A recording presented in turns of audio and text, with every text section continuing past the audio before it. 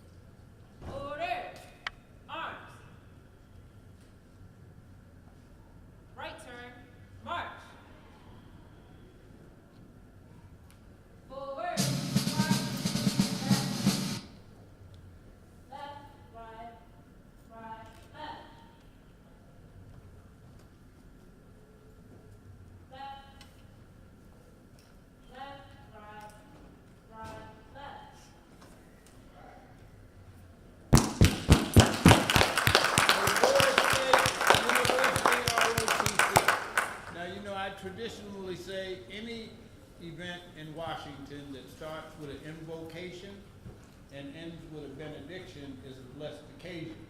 So I'd like to call up National Chaplain for the VA, Chaplain Michael McCoy.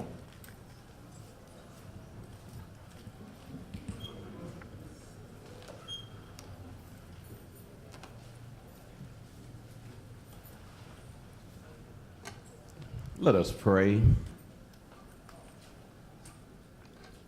Oh, gracious God, we come today to this event seeking wisdom from you and from one another. Oh God, that we may become better in exploring, recognizing and the needs of veterans and returning warriors from these past wars. God, let us never forget that what they have done for us and sacrificed their very life that we might be able to live freely. Help us, God, to become your instruments, to play a role in breaking down barriers of discrimination and racism as they exist in our world. God, be with our presenters on this day. Let the experience of today's veteran Braintrust sharpen our insights, knowing and give us knowledge and courage as we care for our veterans, our returning warriors. And God, help us by your readiness to always remember that we are to be there to honor them and to recognize their deeds, and our willingness to care for them, that we might gain new insights as we move forward. We pray, oh God, that you might remember those who are in the watch today of tornadoes and hurricanes. You will be with them in a special way. We pray, oh God, for our veterans who even today are in harm's way. Be with us through the proceedings of everything today that will be pleasing in your sight. Amen.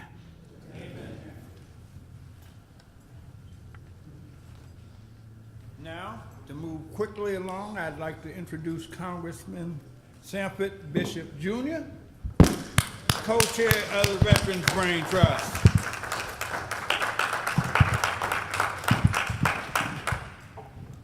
Good morning.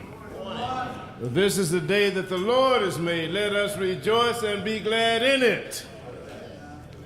It is my privilege to join my esteemed colleague, Congressman Anthony Brown, and Congresswoman Eddie Bernice Johnson, who will be arriving shortly. She has another brain trust going on at this moment, in welcoming all of you to this year's Congressional Black Caucus Veterans Brain Trust.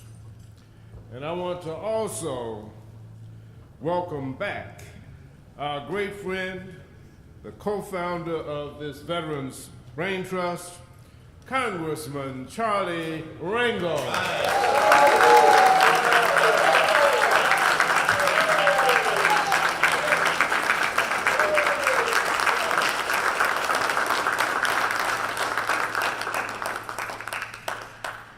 We'll hear more about Charlie later and hear from him, but he is a tremendous American, a tremendous veteran, a tremendous patriot, and has given so much to this country. And we love you, Charlie, and we appreciate you. Let me also take a moment to thank Ron Armstead for his outstanding work in organizing this event, not just today's event, but over the years as well. His hard work and dedication to this event is why the Brain Trust continues to be such a success.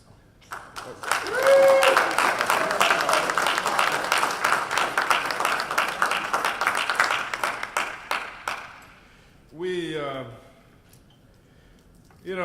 all know that Ron has a heartfelt passion for improving the lives of our nation's veterans in general, and African American veterans in particular. His commitment to this cause is an inspiration to all of us, and we want to commend you again, Ron, for your continued efforts.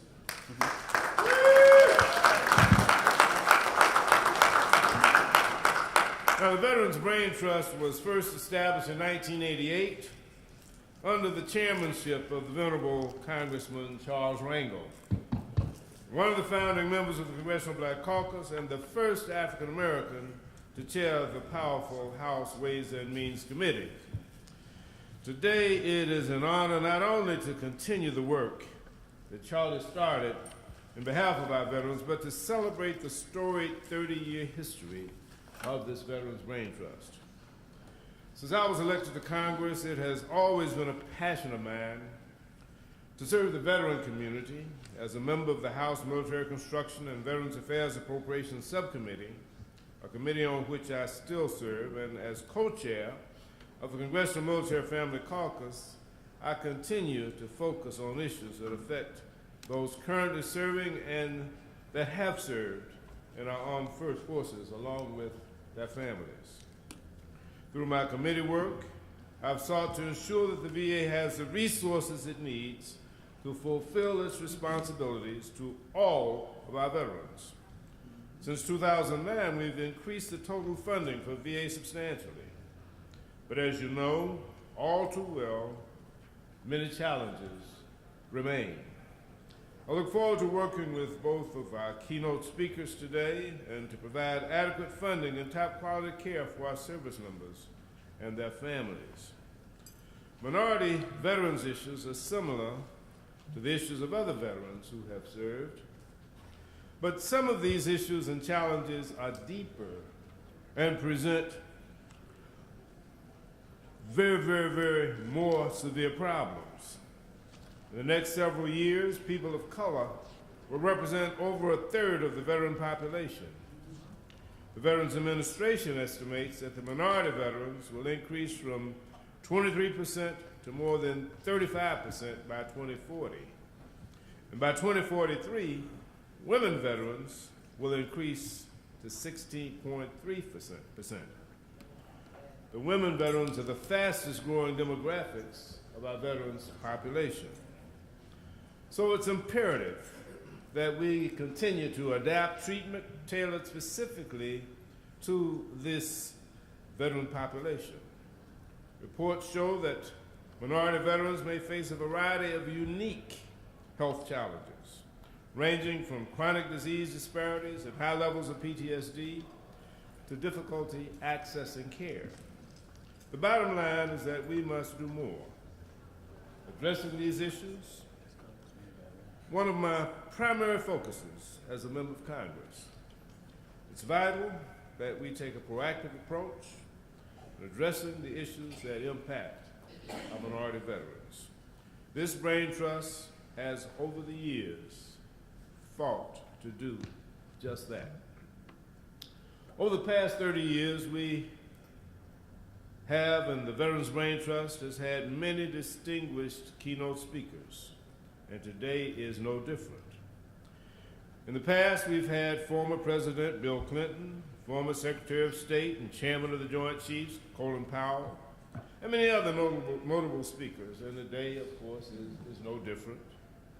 We not only will have the vice-ranking member of the House Committee on Veterans Affairs, Congressman Mark Takano, but it's also my pleasure to now introduce the 10th Secretary of the United States Department of Veterans Affairs, the Honorable Robert Wilkie. Secretary Wilkie is no stranger to serving veterans and service to our nation. He's the son of a United States Army artilleryman. He is a current Air Force Reserve officer assigned to the Office of Chief of Staff, in addition to his role as our nation's Secretary of Veterans Affairs.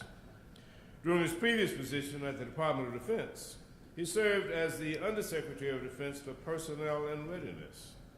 In this role, he was the principal advisor to the Secretary and Deputy Secretary of Defense for Total Force Management as it relates to readiness, National Guard and Reserve Component Affairs, Health Affairs, Training, and Personnel Requirements and Management, including equal opportunity, morale, welfare, recreation, and the quality of life for military families.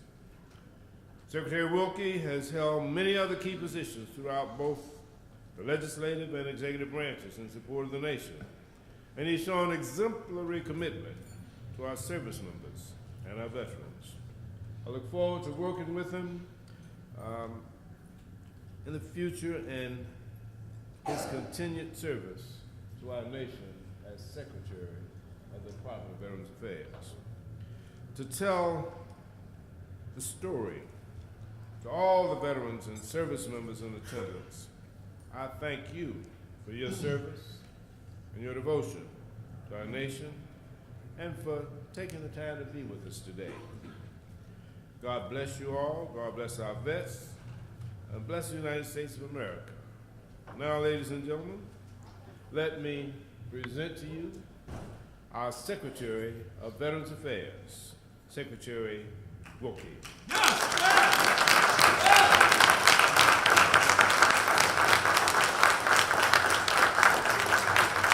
Thank you all.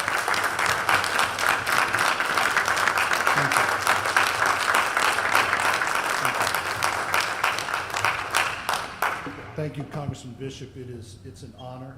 It is also an honor to share the podium with Colonel Brown, Sergeant Rangel, and Congressman Takano. It's nice to see you too, sir. Good to see you.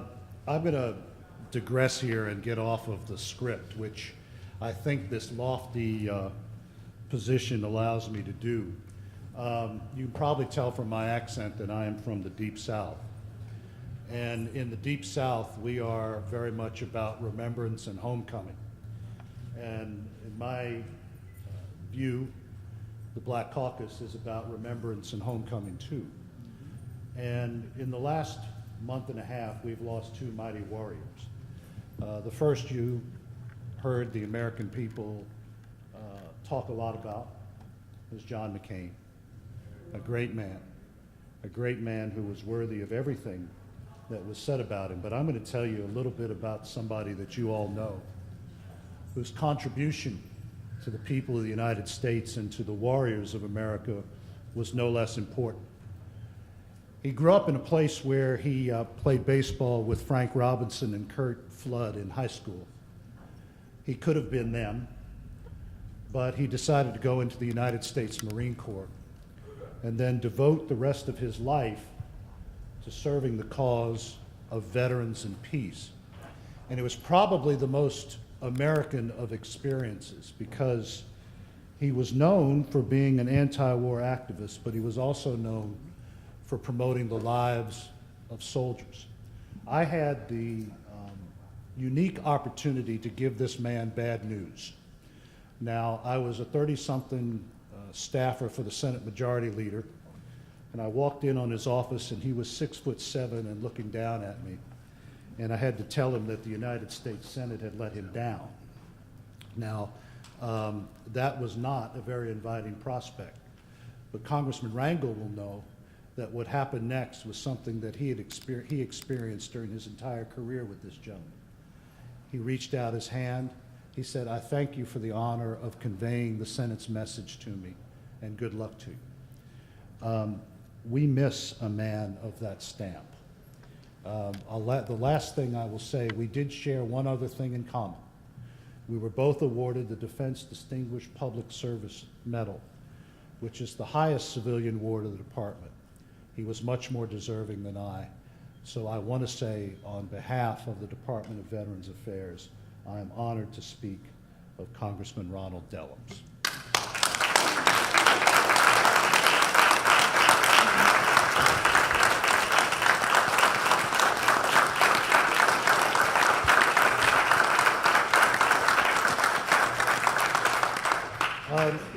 This year marks the 100th anniversary of the end of the war to end all wars.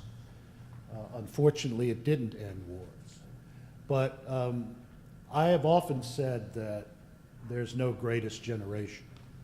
And the reason I say that, I'm the son of a gravely wounded combat soldier. My service is modest compared to my ancestors, compared to the men on this dais, compared to the men and women in the audience. There's no special generation for warriors. They all experience the same emotions: fear, sense of duty, the sense of duty to their fellow soldiers, and the same dreams to come home to a land of hope and a land that values not only their service, but values their citizenship. And I think World War I is forgotten for the wrong reasons, because out of it came the beginnings of a movement that changed the country. But let me tell you a little bit about why I talk about it. The Bible that I used in my swearing in was carried into battle by my wife's grandfather. He was enlisted in the Army when he was 17.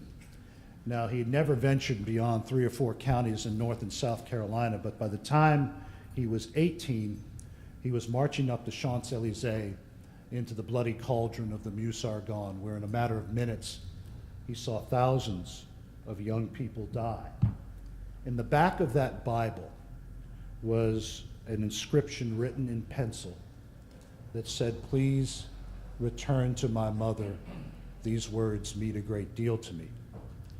I don't know that there's a better expression of the prayer of a soldier than "return to my mother," because the words of this book mean so much to me. Another part of that battlefield was less heralded, and I'm glad the congressman is here because he has probably done more, along with General Powell, to remind Americans of the sacrifices of all Americans. I want to talk about 2 men. Needham Roberts, who hailed from Trenton, New Jersey. He served in the 369th Infantry, an outfit that you know very well. And he had a buddy from Albany, New York, named William Henry Johnson. They were commanded by a legend, James Reese Europe, who not only was a legend on the battlefield, but he was a legend in the culture of the United States of America. The 369th Infantry was in combat longer than any other American unit in the Great War. Roberts and Johnson fought alongside the French Army's 161st Division, and it was their commander, who awarded these two men from New Jersey and New York the first Croix de Guerre. The first Croix de Guerre, the highest award the French Army could bestow to these young Americans. In hand-to-hand combat, they killed 141 German soldiers. A grenade wounded Private Roberts in the arm, and he still fought on. The Germans were terrified by the ferocity of that Harlem infantry unit, and the Kaiser himself was heard to mutter in his headquarters at Spa that hellfighters had descended upon the German army. You now know them as the Harlem Hellfighters. And I was proud to be in the East Room of the White House when President Obama awarded the Congressional Medal of Honor to those warrior Americans, an honor that should have been bestowed in 1918.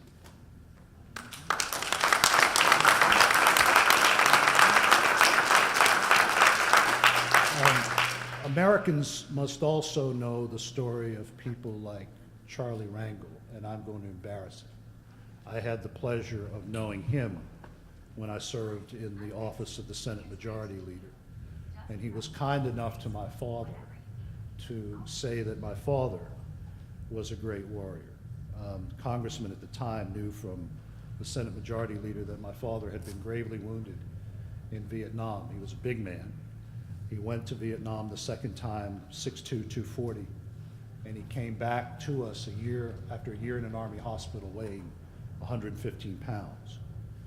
Congressman Rangel knew that story, and he said that you, sir, are the true warrior. He said, no, you survived Korea. Let me tell you what this great man of the House of Representatives did. He was in a convoy. The convoy was overwhelmed by Chinese soldiers.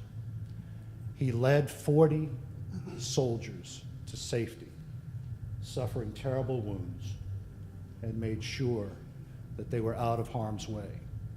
As a result, he was awarded the Purple Heart and the Bronze Star for Valor. Sir, it is an honor for me to be here with you.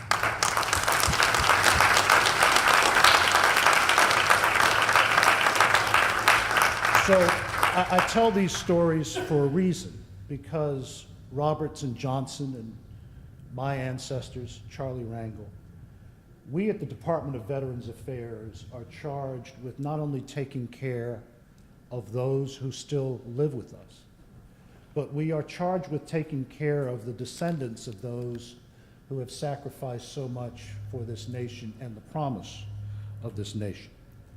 The Department of Veterans Affairs, as Congressman Bishop said, is about serving all of those who have borne the battle.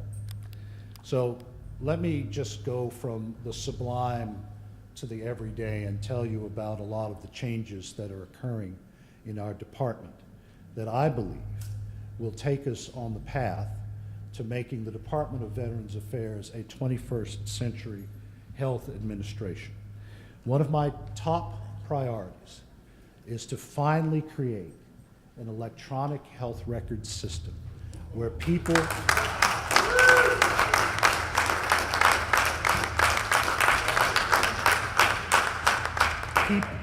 like my father no longer have to carry around an 800-page paper record. So that for the first time, when a young American enters service, there will be a complete record from the day he or she walks into that processing station to the day that veteran comes in for the first time to the Department of Veterans Affairs. We will have a continuous, holistic record. This Congress, particularly the efforts of Congressman Bishop, Congressman Takano, and their colleagues, have given us the Mission Act. This will also transform veterans' health care.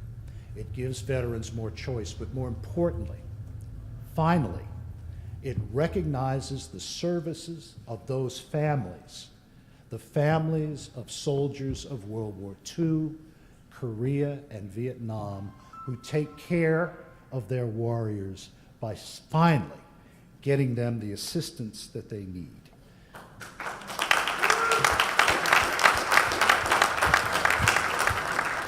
And as the congressman said, for the unique needs of America's warriors in our urban communities and those who still live in the heartland and the farms, what this does is it finally says to those young Americans who are at Morehouse and at Drew and at Howard, when you're in medical school, if you want to come work for veterans at the VA, we will make sure that you are paid through medical school.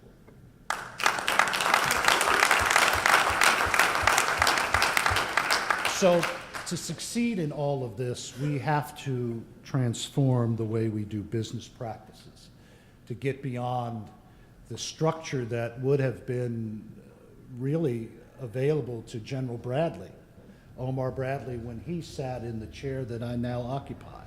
We have to bring Veterans Affairs into the 21st century. And my prime directive to our folks is customer service. Not just customer service in the way that you or I know it, but customer service amongst the employees of the Department of Veterans Affairs. One of the jobs I believe I have is to tell America of the good work that the men and women of the Department of Veterans Affairs do on a day-to-day basis. As we sit here today, our employees are poised with emergency equipment, with emergency vehicles, with doctors, nurses, engineers, and social workers to enter North Carolina and South Carolina to help all Americans get whole after the devastation of this hurricane. Congressman Bishop said something that I don't think is understood by many in our country. Our country has changed. Our veterans population has changed. He gave statistics. I will actually give you some more. When my father was commissioned 2 months before the inauguration of John Kennedy, less than 0.5% of the force was female. Today, the active duty force of the armed forces of the United States is composed of 17% of America's fighting women.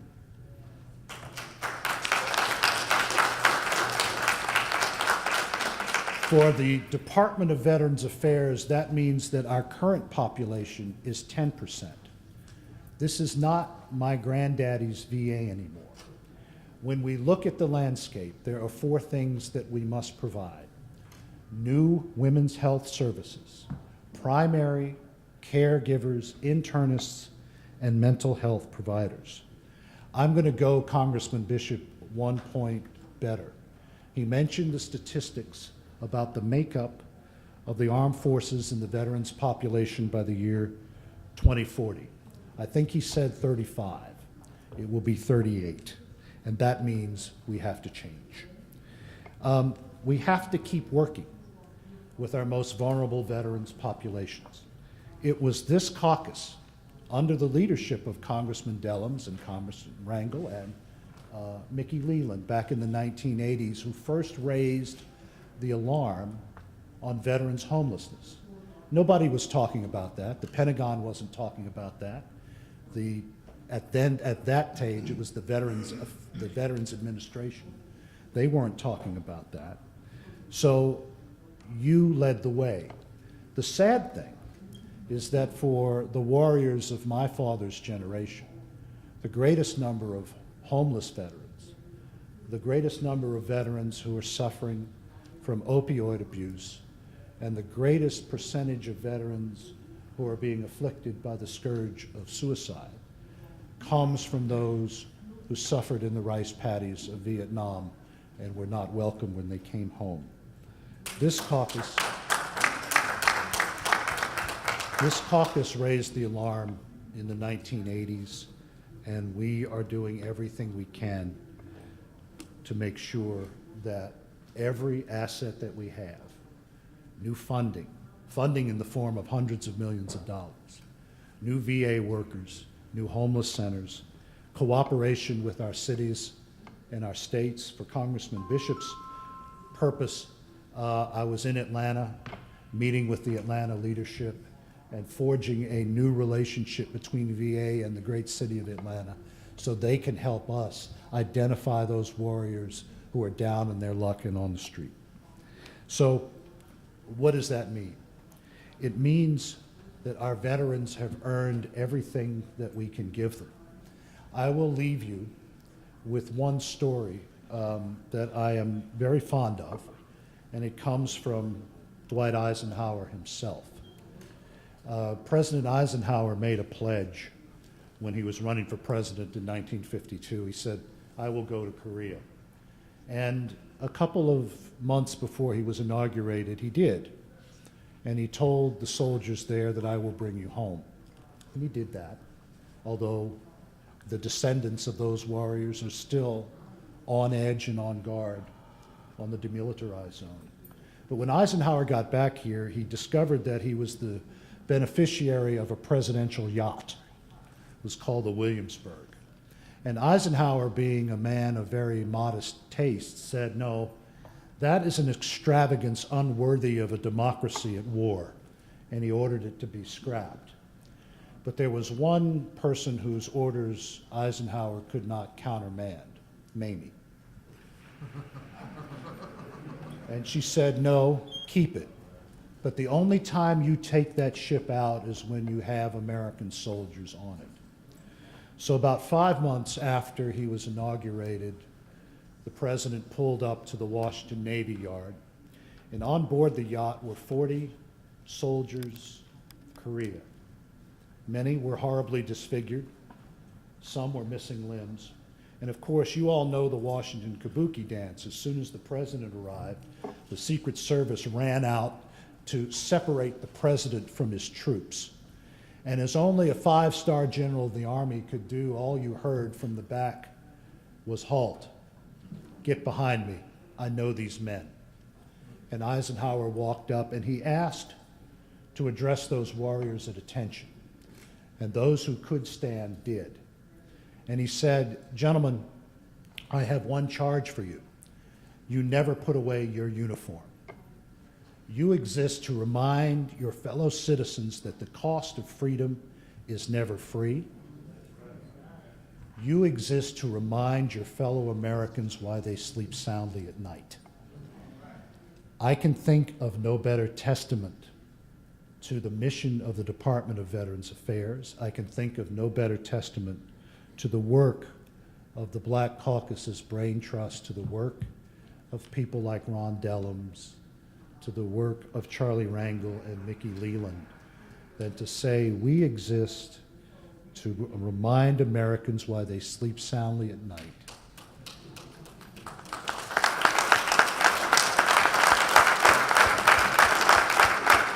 And we exist to remind Americans of the warrior struggles of all races.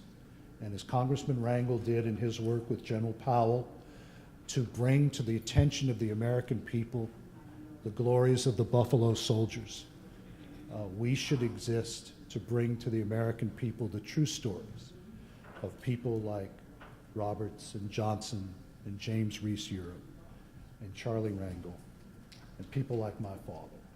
So I thank you all for your kindness to me. I look forward to working with the caucus in the short time that I am allowed to be the keeper of the flame for veterans.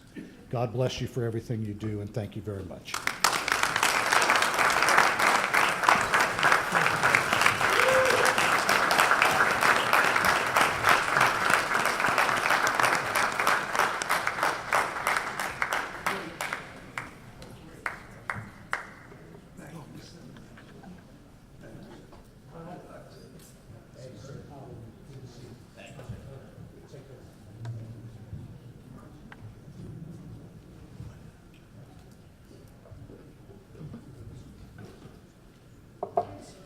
I don't know about you, but I just learned something.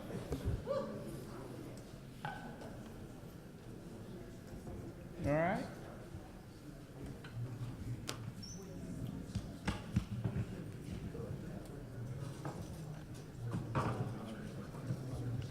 Once again, can we hear it for the new Secretary of Veterans Affairs?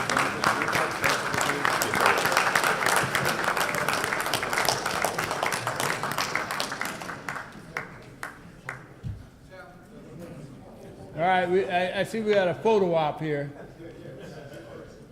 You want a picture with Congressman Rankin, not me.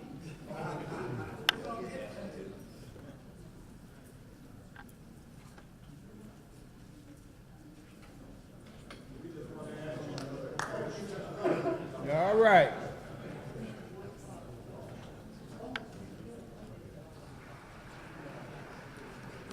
All right. Say what now? What does the secretary say? He just said something. I didn't hear what he said.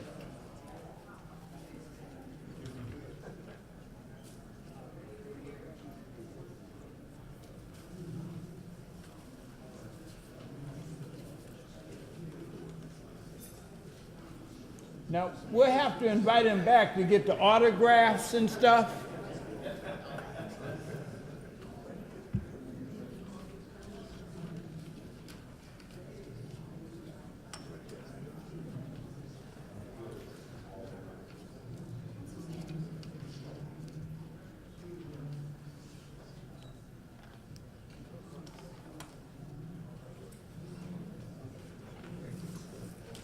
All right.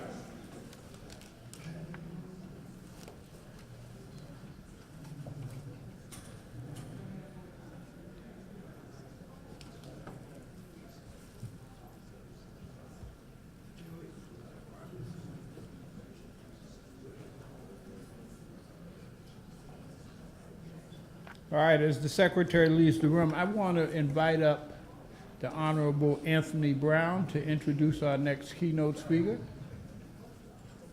Yeah, you, Colonel. One of the youngest looking 30-year men that I've ever seen.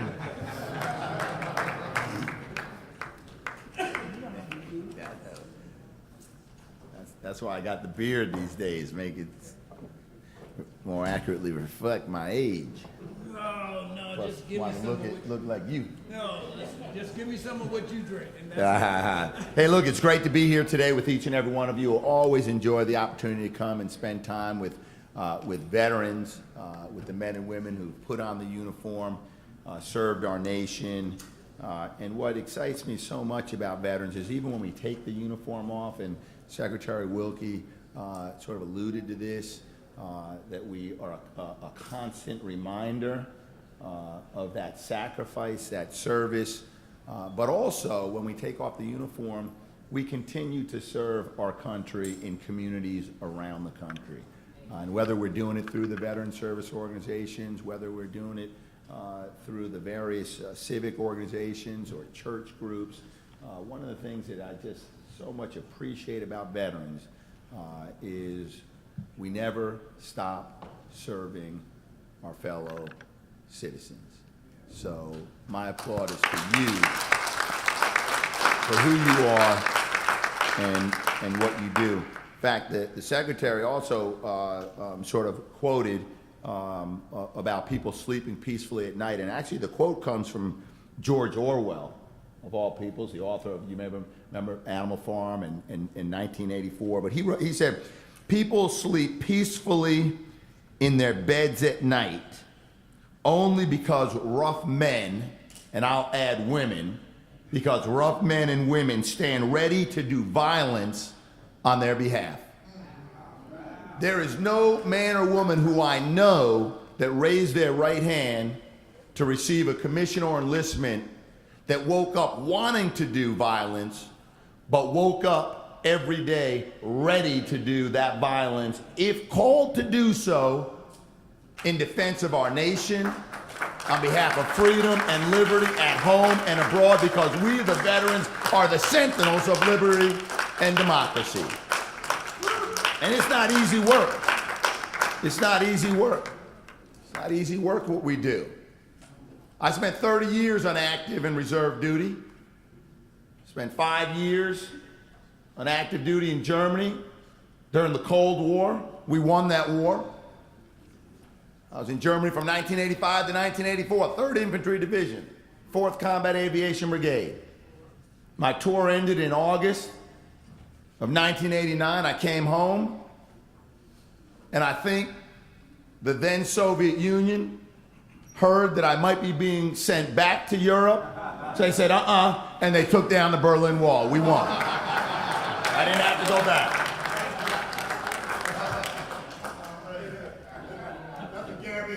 As it is.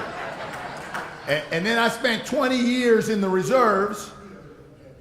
And for those of you who've been in the reserves, you know about that reserve retirement letter that you get somewhere between the year 19 and 20. So I was waiting for mine. I'm in the reserves. I'm a lieutenant colonel.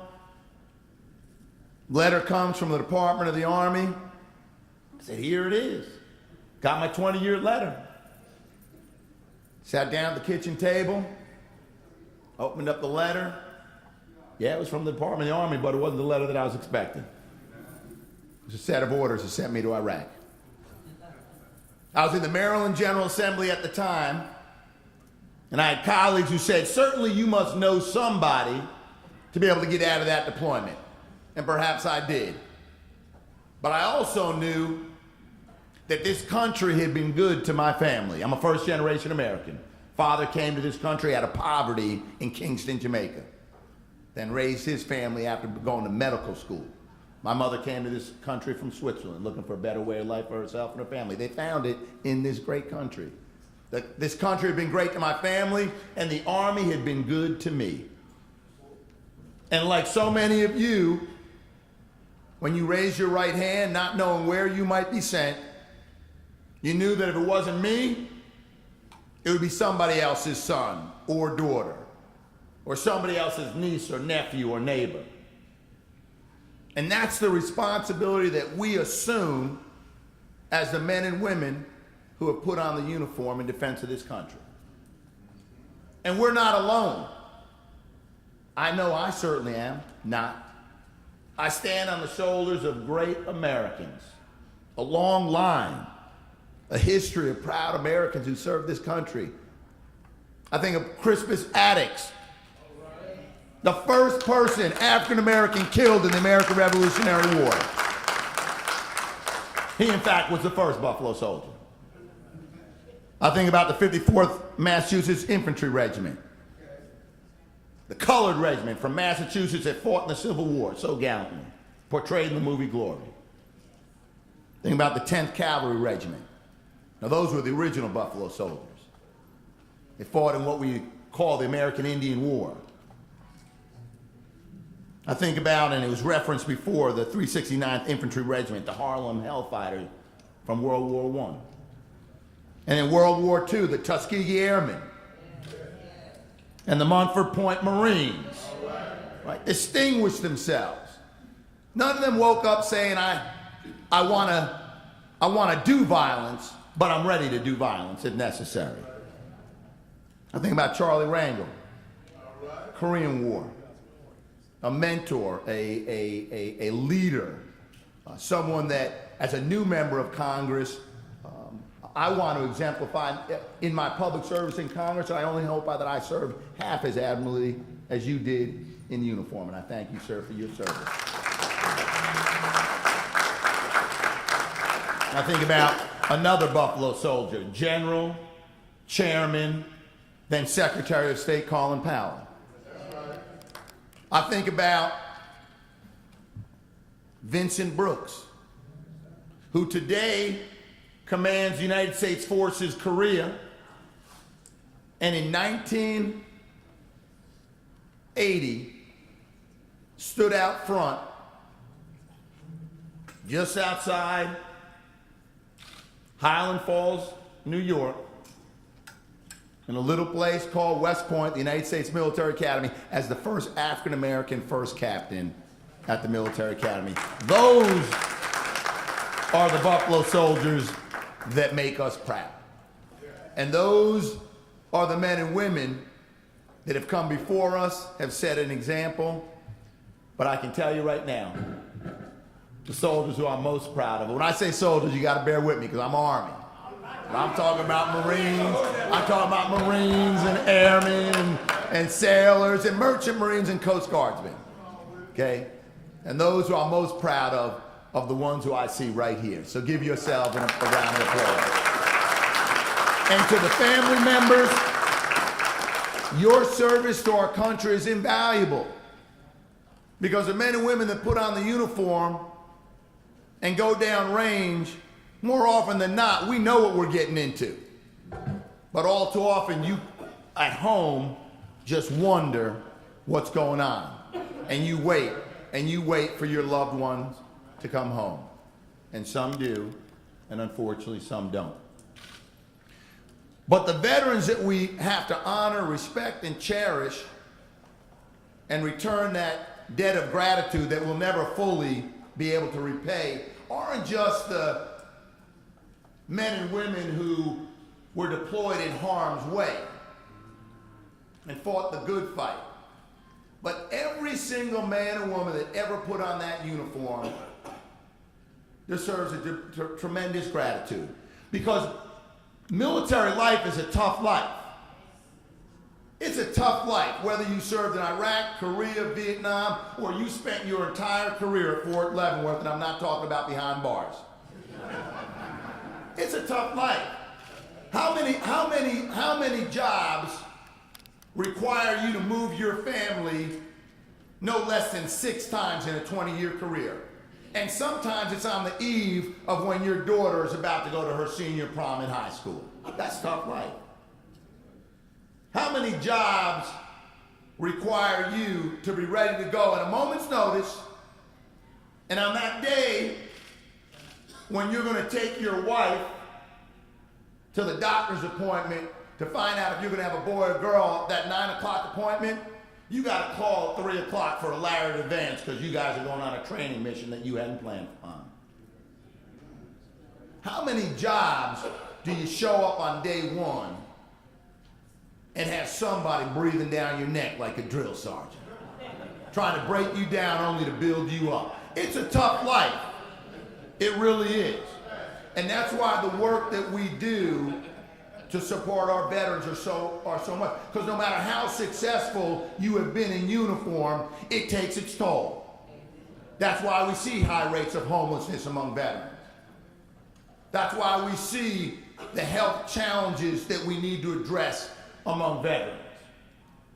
That's why we have had, over the course of the history of this country, employment challenges for veterans. Because it's a tough life. And no matter how tough we believe we are and how resilient we know that we are, it's a tough life. And that's why we as public servants have a responsibility in Congress, working with our veteran service organizations, working with our state and local veterans commissions and offices to do everything we can to meet the needs of our veterans. And it's a changing demographic. You heard Secretary Wilkie say, we have more women who are now veterans who need care, bringing unique and different challenges that weren't even thought about or addressed in the 50s, 60s, 70s, 80s, 90s, and even the turn of the century. Got more and more people of color, African Americans, Latinos, and Asians joining the ranks. So the VA has made some progress, but there's still a lot of work to be done. And you know what?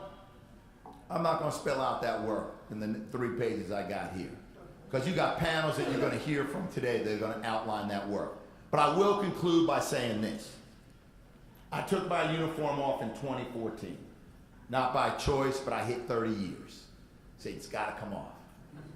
But I can't tell you how much an honor it is today to be able to serve in the United States Congress on the House Armed Services Committee and every day be able to work with fine men and women, Republicans and Democrats, who want to do right by our veterans.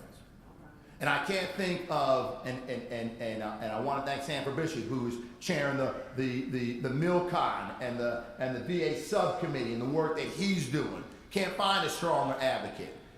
Eddie Bernice Johnson, who has been the champion now lately of this Veterans Braintrust and the work that she's doing on behalf of veterans. And you're going to hear from her later. We've heard from Mr. Bishop already. But we're also joined by another friend of veterans, who is the vice-ranking member on the Veterans Affairs Committee. Don't hold it against him, but we were classmates together at Harvard. And he's from California. He's a proud, patriotic American and will fight to the death on behalf of veterans. give it up, join me in welcome to the podium, Mark Takano from California.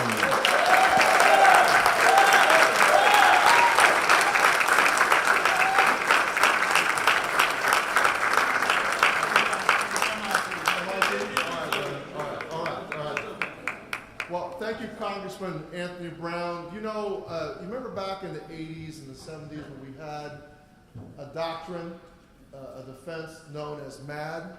You remember mutually assured destruction? Well, Anthony Brown and I we've signed such an agreement because he promises not to tell on me and I promise not to tell on him. We both have constituents. We knew each other quite well. Well, it's an honor to be with you here today on the 30th anniversary of the Congressional Black Caucus Veterans Braintrust. Yeah. So that's congratulations. And I want to begin by thanking all of you here.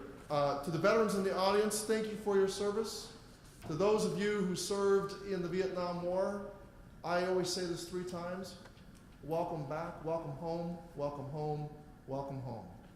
We never said it to you back when you came home, but it's a journey home, isn't it? So thank you. Thank you all. To my colleagues and CBC Veterans Braintrust co-chairs, Congressman Sanford Bishop and Congressman Eddie Bernice Johnson and Congressman Anthony Brown, thank you for leading this important fight to ensure that the needs of African American and other minority veterans are addressed in Congress. I must also add that Eddie Bernice Johnson is my chairwoman on the Science Committee. Not only does she lead the fight for veterans, women veterans, but she's leading the fight just for people to respect science. And that's a hard fight, let me tell you. You need to, Given the assault on science, just basic knowledge, she stands up for that, and that's a big deal. When I think about how we can rightfully honor the service and sacrifice of our veterans, I think about days like today, forums like the CBC Veterans Braintrust, where policymakers and veterans come together to advocate for women and minority veterans, to come up with proactive solutions to the problems that they face, and envision a better VA that can provide every veteran with the care that they need.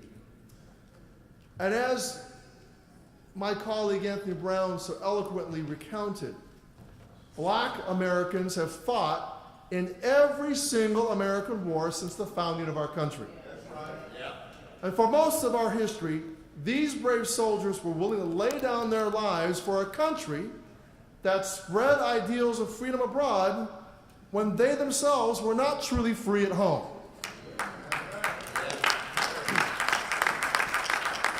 Their service, their sacrifice, and their willingness to step up and move freedom forward deserves rightful honor and recognition.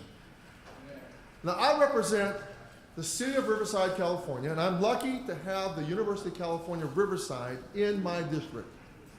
And at the UCR Rivera Library, they are collecting and curating an archive of the history of the Tuskegee Airmen, the renowned pilots who broke barriers and advanced the cause of freedom by being the first African-American pilots to fly in the U.S. Army Air Corps.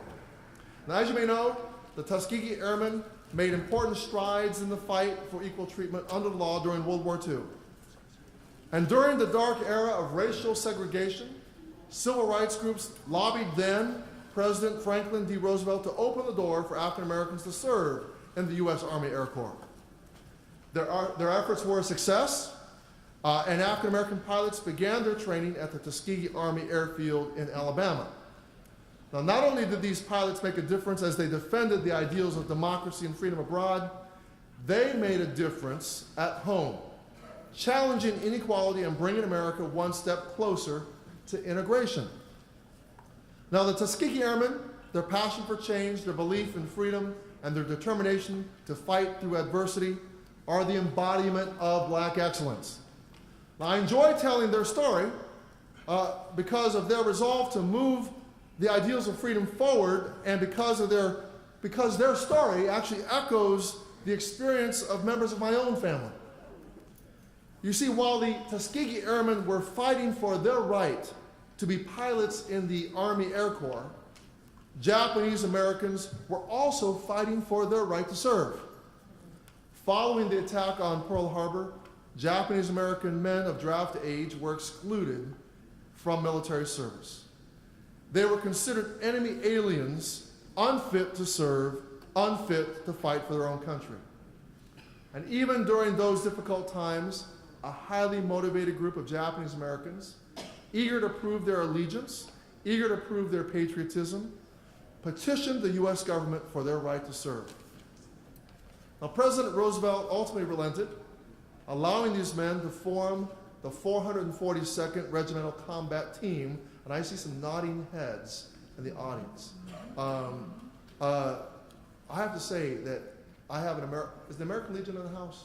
I have an American Legion post that defies, in my own city, that defies the stereotypes of what you would expect American Legion post. It's a very, the minority, it's majority minority membership in that post. And every one of those members, when I brought up the 442nd, were nodding their heads, and they knew about the story. It was a segregated Japanese-American fighting unit that was sent to the front lines of World War II, even as their families were in internment camps back home. The 442nd became one of the most decorated units for its size and length of service in the United States military history.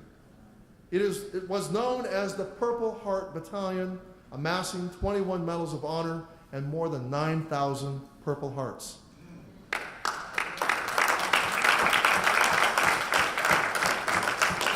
The motto of the 442nd was "Go for broke," because these men were betting on America. They bet that America could be a more perfect union. And in the eyes of my great Uncle Mon, he bet his life. He died in combat just 5 months before the war's end, in 1945. Through their persistent efforts to confront bigotry, the 442nd prevailed. Now, I tell the story of my great uncles and the 442nd with great pride and a strong belief that if it wasn't for them, I would not be a member of Congress today.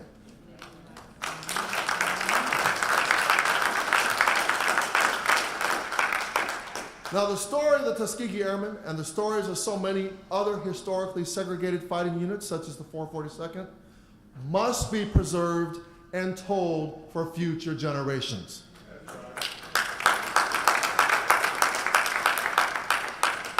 Not only to recognize the contributions of these minority veterans, but to also shed light on the history of the United States, to remember the heroes who actively worked to make our country better, and to help inspire us to continue working toward a more free, equal, and just future.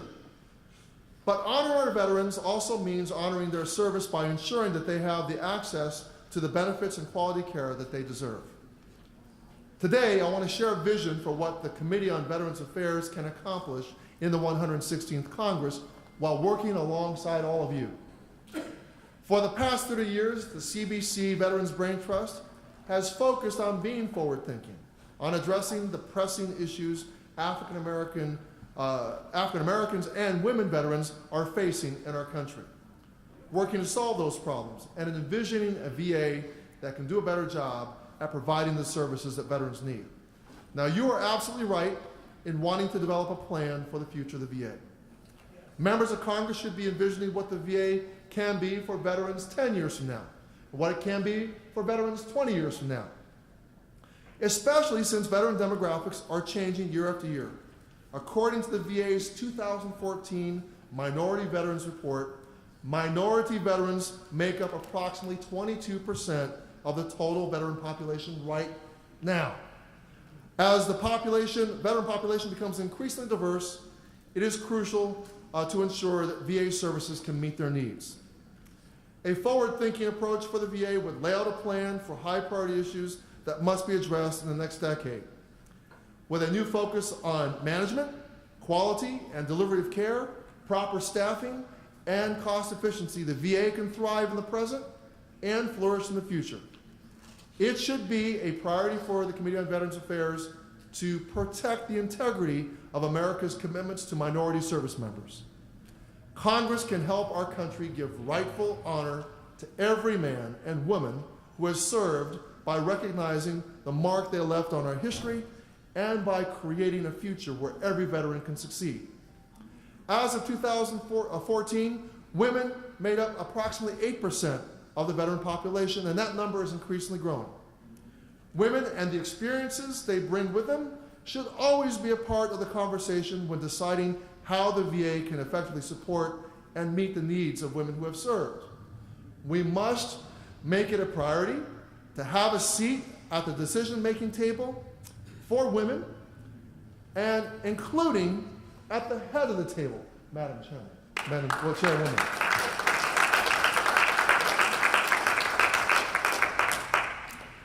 As a teacher, I place great value in the opportunities that an education can provide for our veterans, and I'm proud to have played a significant role in the negotiation of the Forever GI Bill.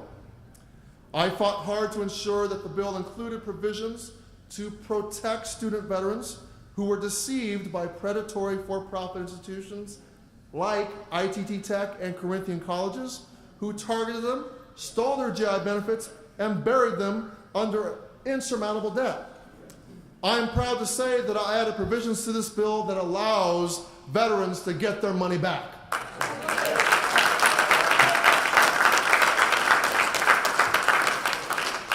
And when predatory for-profit colleges target vulnerable students, student veterans, women of color, and low-income students, and cheat them out of the benefits, they must be held accountable. The success of student veterans, their economic opportunities, and their future depend on it. And as we prepare for the 116th Congress, we must remain vigilant and be ready to combat attacks against the VA that seek to undermine veterans' care. When black veterans are among the highest users of VA health care, we cannot let VA health care be privatized.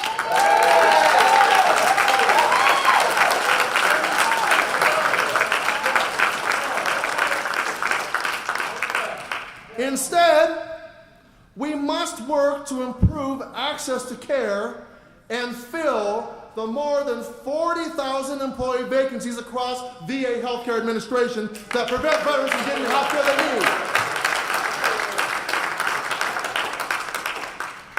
need. These are jobs that are open and they're funded right now. Isn't that right, Congressman Sanford? These are jobs that could be filled. They're funded. Talk about filling up jobs. Why not fill the jobs at the VA? Now, filling these VA vacancies will not only help improve VHA services, it will also create jobs across the economy. More than 41% of VA employees are minorities. 93,000 of these employees are black. We must not privatize the VA. Now, that's why we must protect these jobs, support unions that help give us our communities access to jobs that can help propel them into the middle class. Now, these are the commitments we must uphold as we prepare for the new Congress. Now, I want to close by reiterating the motto of the 442nd. Go for broke.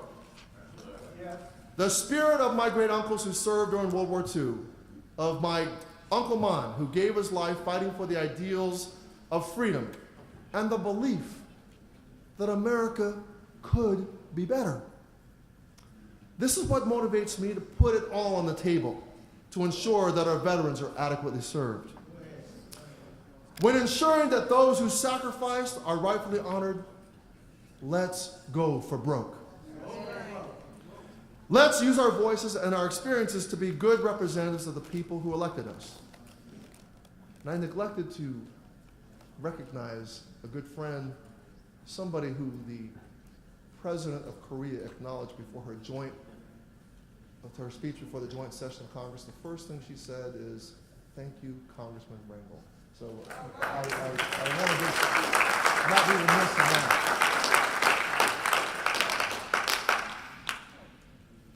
Let us continue to use our seat at the table to demand justice for every single veteran and rightfully honor the stories of the brave men and women who worked to bend the arc of history toward justice. And though the long arc of history may bend toward justice, it's not on autopilot. We must be benders of the arcs ourselves. Minority veterans have shed blood. They have died fighting for freedom abroad, and after the war, they had to fight for their dignity at home. They have fought not one battle, but 2 battles for their freedom. Let us honor them. Thank you for inviting me here today. God bless all of you, and God bless the United States of America.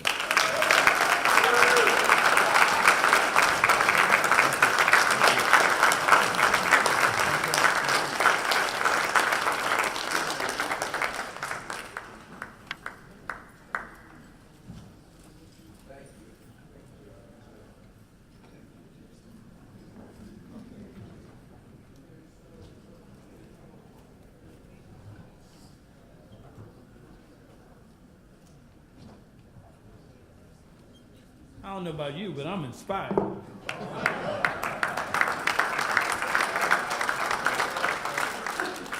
I was talking with Charlie. I said 30 years, I'm on a cane, and, a little slower than I used to. My gait, walking ain't what it used to be, but now I'm inspired. All right. Now, I'm going to deter a little bit from what we had wrote down. I wanted to have Congresswoman Eddie Bernice Johnson introduce our beloved Charlie Rangel.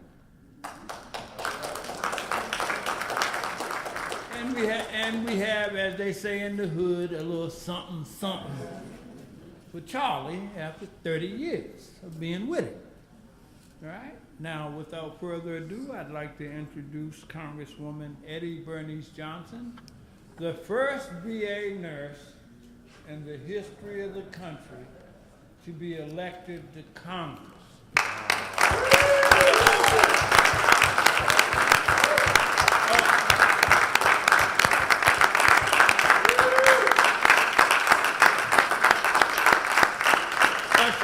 Or should I have said the only VA nurse elected to Congress?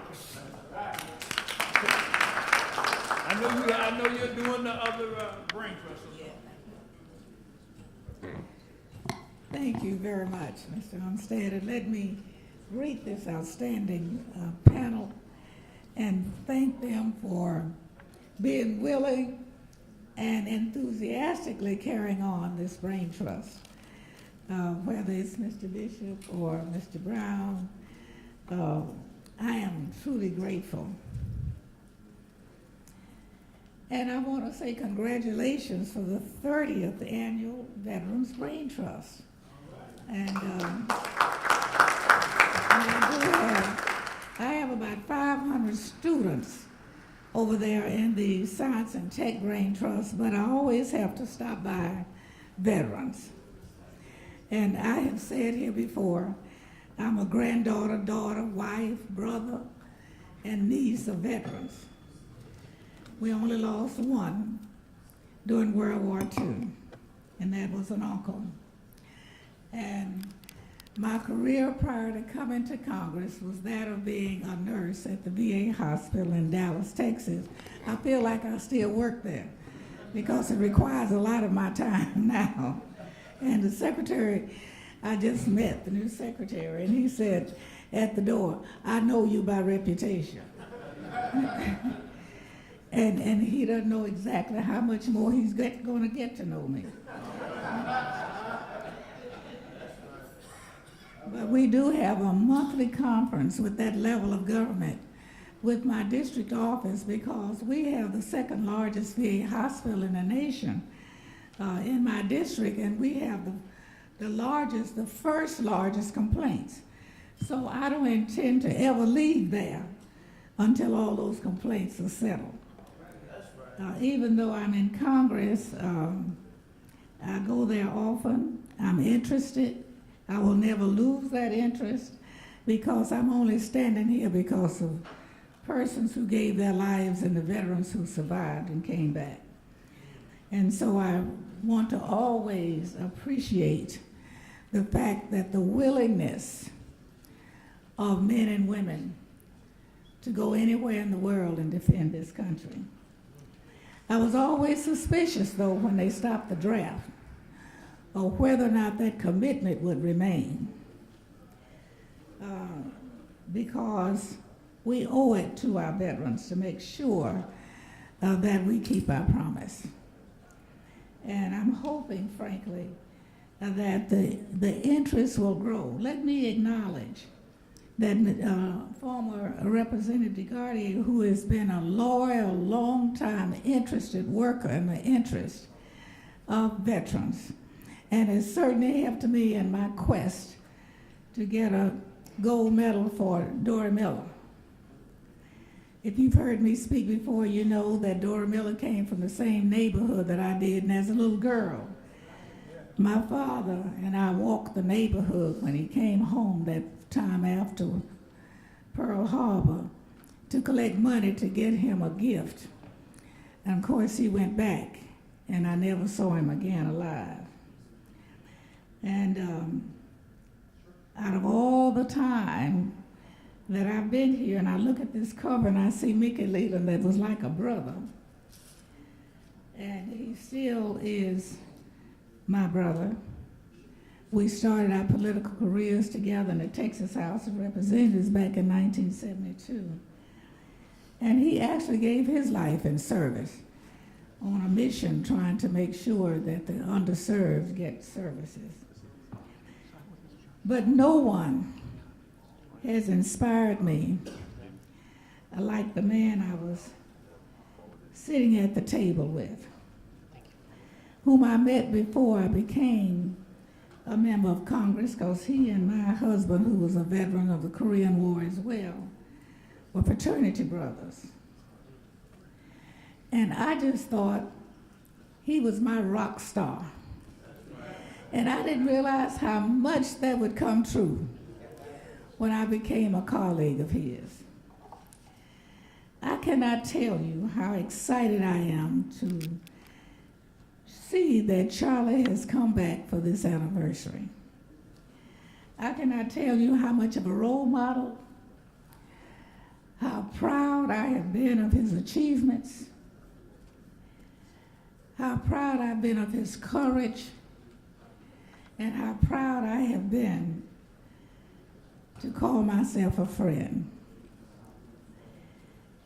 He organized this Braintrust and never stopped talking about his admiration for veterans and for the military. And when Charlie spoke in Congress, people listened. I never thought I would see someone that looked like me rise to become chair of the Ways and Means Committee.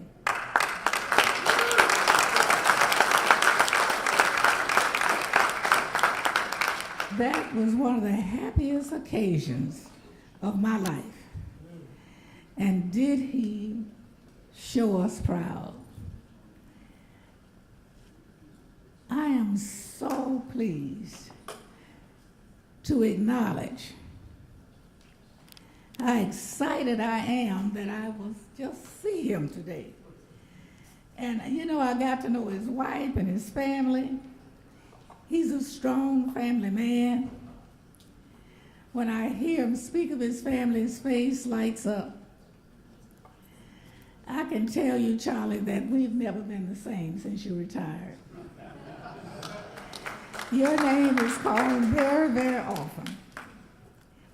And it's really my privilege and my opportunity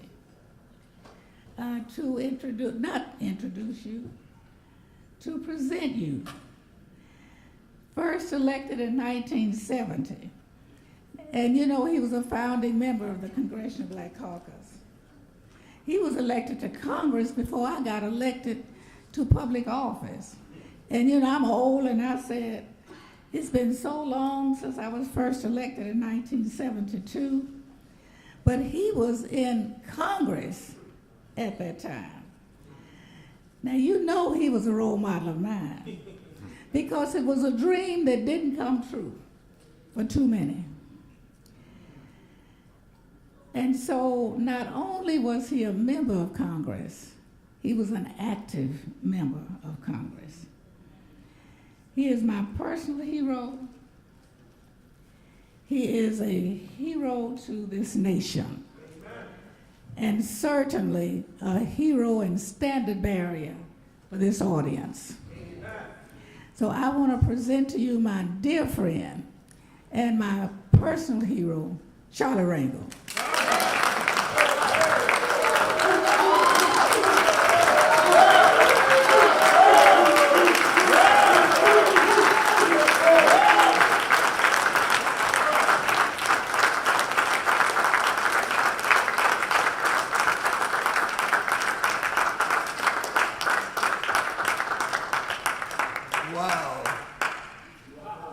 This is one of the most proud moments I've ever had, and I've had a lot of good time in these 88 years. Eddie Bernice is so special to me.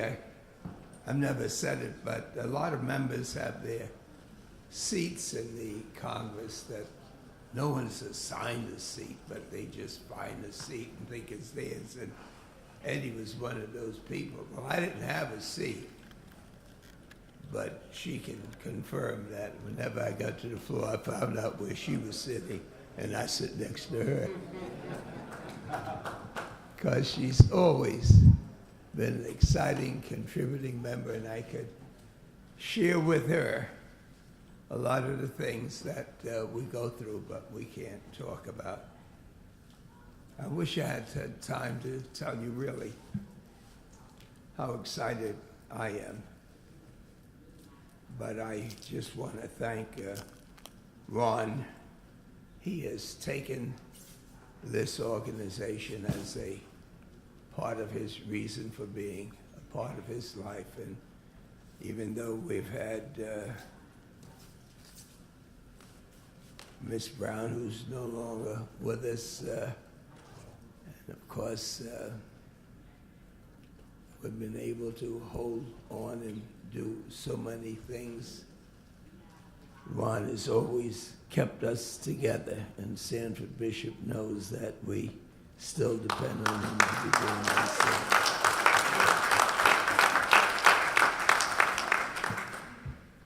I owe my whole life to being a veteran. When I came out of the service, I had more self-esteem than I needed because I dropped out of the Army as a high school dropout. It looked to me that my grandfather said, either you get in the Army or you got to be in a whole lot of trouble around here. But when I came out, I really thought I was somebody until I went to the VA.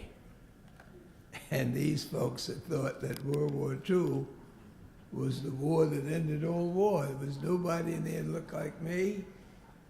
And when they talked about Purple Heart, they were laughing. Hey, Joe, you know where Korea is? We got a guy here that claims that he's got a Bronze Star. I don't know what Boy Scout unit picked it up because I was one of the first to go to Korea, and I was one of the first to get back. So, hell, I don't even know whether anybody knew where we were during the Korean War. And then they gave me a hard time, telling me I should be a mortician or something. And I took my rosary and everything else in terms of the aptitude tests. It didn't help me worth the darn. But I fought those rascals, and I got back to high school, and I got out of college, and I went to law school, and I came back, and I became an assistant U.S. attorney, a member of the assembly. I was able to succeed one of the greatest legislators we ever had in the Congress, the Honorable Adam Clayton Powell.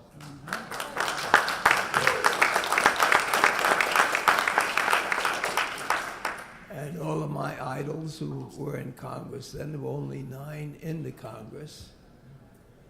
And the 4 of us were sworn in 1971, and we formed the Congressional Black Caucus. And today, well, we got 49 members of the Congressional Black Caucus. Yeah. 49 members, and you ain't seen nothing yet. Nobody here ever dreamed, and your parents never dreamed, that we would have a president of these United States of America. But we did. And I challenge anybody that tells me that because of a fluke in the last election, that any one sick person is going to turn us around. That's right. You have no idea what you have invested in this country. And you have no idea how veterans are going to be the heartbeat of where this country goes. When you hear of the fact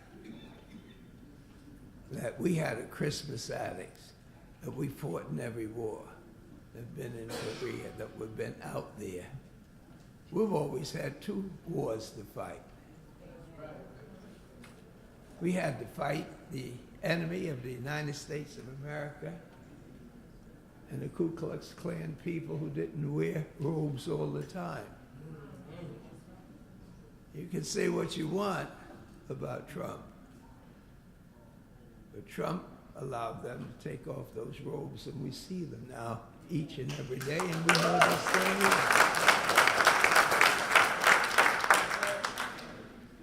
I tell you, if I was Donald Trump, I'd be scared to death too.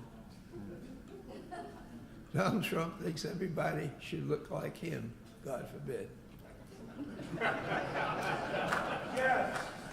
He is so un-American that he even has to go overseas to find himself wives.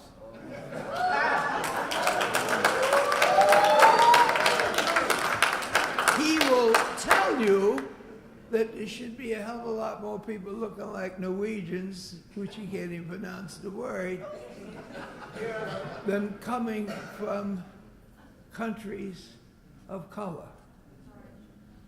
Now, I ain't got nothing to do how God planned all of this, but you don't have to be blind to know that he just made more people of color than he did without color, and that's the way the world is. And when a handful of them got together and say, let's have another Europe in the United States, there were more damn people that they stole from Africa here than Europeans. But they knew it. And that's the reason why we have the Electoral College. That's the reason why we're 3/5 of a man. That's the reason why there was discrimination. That's the reason why you can't name the village where your people came from. That's the reason why you have no idea where your name came from. That's the reason why you have no African songs, no African beat. The only thing you know is the beat of America and being a veteran and fighting for this country. And the beautiful thing that is happening is that there's so many other people coming into this country that I hope before I die I can lead up a group to protect white Americans from the majority here to make certain that we never treat them the way they treated us. And so, my friends, they never thought it was going to end up this way. But I didn't know what my mother was talking about when she said, the Lord works in mysterious ways. And so I am so proud that this organization is the key holders of where America is going to go. The key holders. There will be, in a few years, no group of people who say that when they broke from the Great Britain, we fought. When they fought among themselves, we fought. When there was a war, we fought. We fought, we died, our blood is on every battlefield as it was in the cotton field. And we are the veterans who have invested in this country. We didn't get a whole lot of visas and we didn't get a whole lot of stuff. And we ain't gotta let it go. So Bernice, when you talk about the contribution I've made, it's all payback. Because if you ever think about giving up and giving out and giving up because of the situation that we have now in the White House, you're absolutely crazy. This is the time to anchor on what you got. And the strong keep coming. And I cannot think of anybody that I like to meet any challenges with than people who served in the military of the United States Army.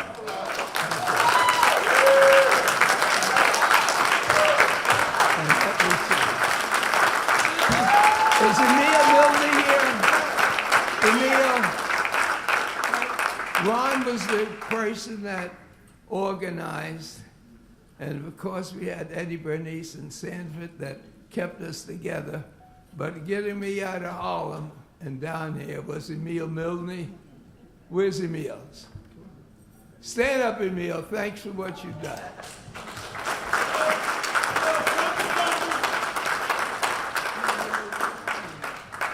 Thank you so much. God bless America. Now move down. Move down.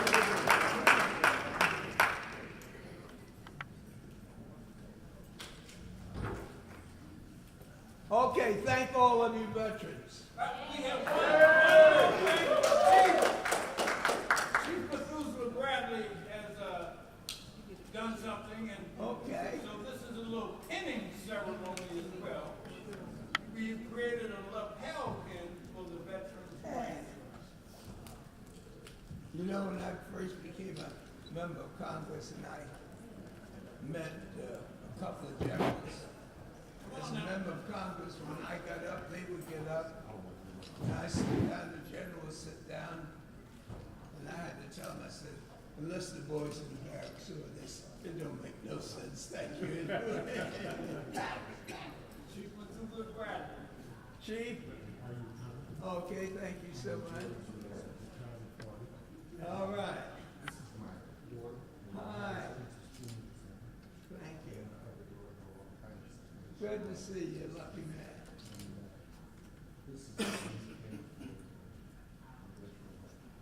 Who designed that? Is really great. That's fantastic. Thank you. I'll wear it with pride.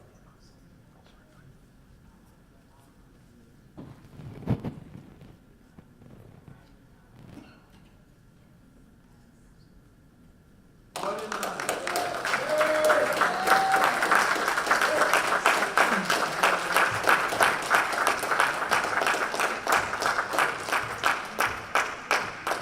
What a surprise.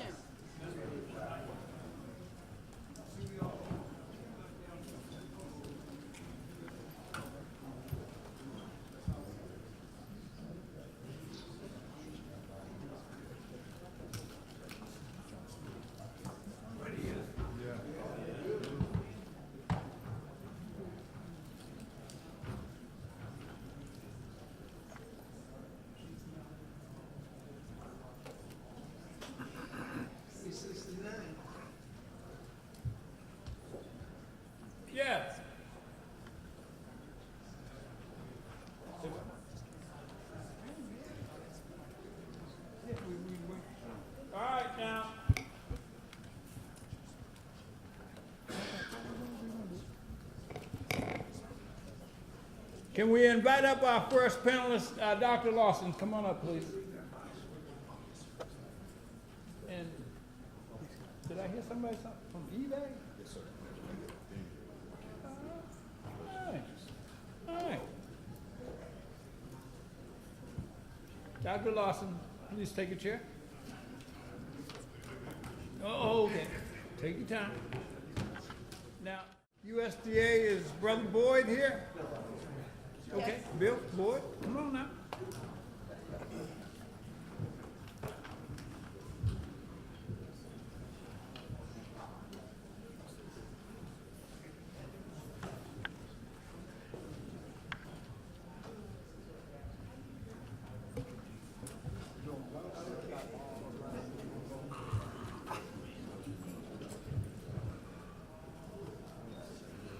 Yeah, you.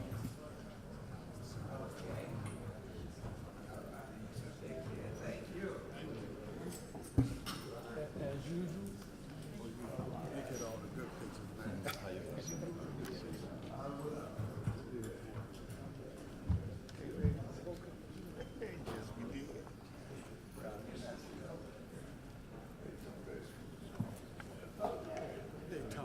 Now, as I said earlier, I actually titled a theme this year's 30th anniversary of the Braintrust to be lessons learned and lived experiences, because I thought about, you know, anytime you're around somebody for 30 years, people would ask you, well, what did you learn? But in talking with, coordinating with Congressman Bishop's staff and Congressman Bishop, I would retitle it, Moving Ahead and Looking Back.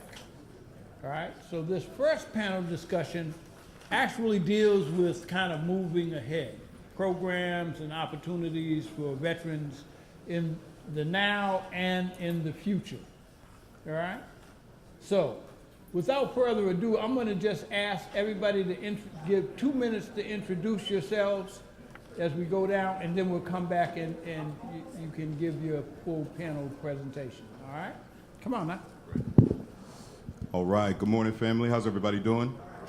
Good, excellent. My name is Damian Hooper Campbell. I am eBay's first Chief Diversity Officer, also a proud Morehouse alum. And before I go any further, for those in the room who have served, I want to say thank you for serving. I did not serve, my stepfather did, excuse me, in the Vietnam War. And I just want to say thank you for putting your lives at risk for our future and present. In my role, I am responsible for an organization of over 14,000 people globally, ranging from Istanbul, Turkey, to Seoul, Korea, to our headquarters in San Jose. And my responsibility is to look at not only who we hire and making sure that we think intentionally about the veterans community within our workforce, but also making sure that it's an inclusive place so that when veterans come in with their and your amazing backgrounds and the things that that are unique to you, that you have an opportunity to share those things inside of eBay. And then finally, externally, in our marketplace, eBay is an equalizing platform where we provide opportunity for every person, regardless of the background. And so my job is also to make sure that we're being intentional about getting veterans to sell on our platform to our over 175 million buyers globally. So thank you, and it's a pleasure to be here today.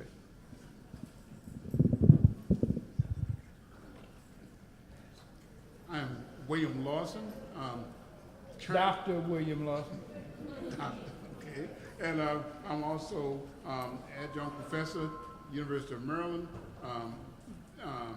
emeritus professor, Howard University, and emeritus professor, Dell Medical School, and also the director of clinical trials for Emerson's Clinical Trial, Emerson Clinical Trial Institute.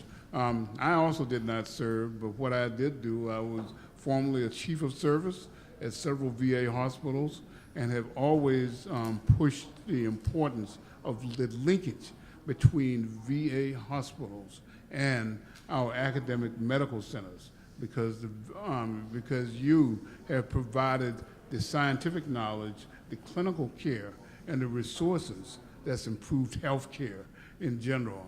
And I hope to continue to work with this group to begin to develop a healthcare system that can provide care for everybody, irrespective of their background or of their resources.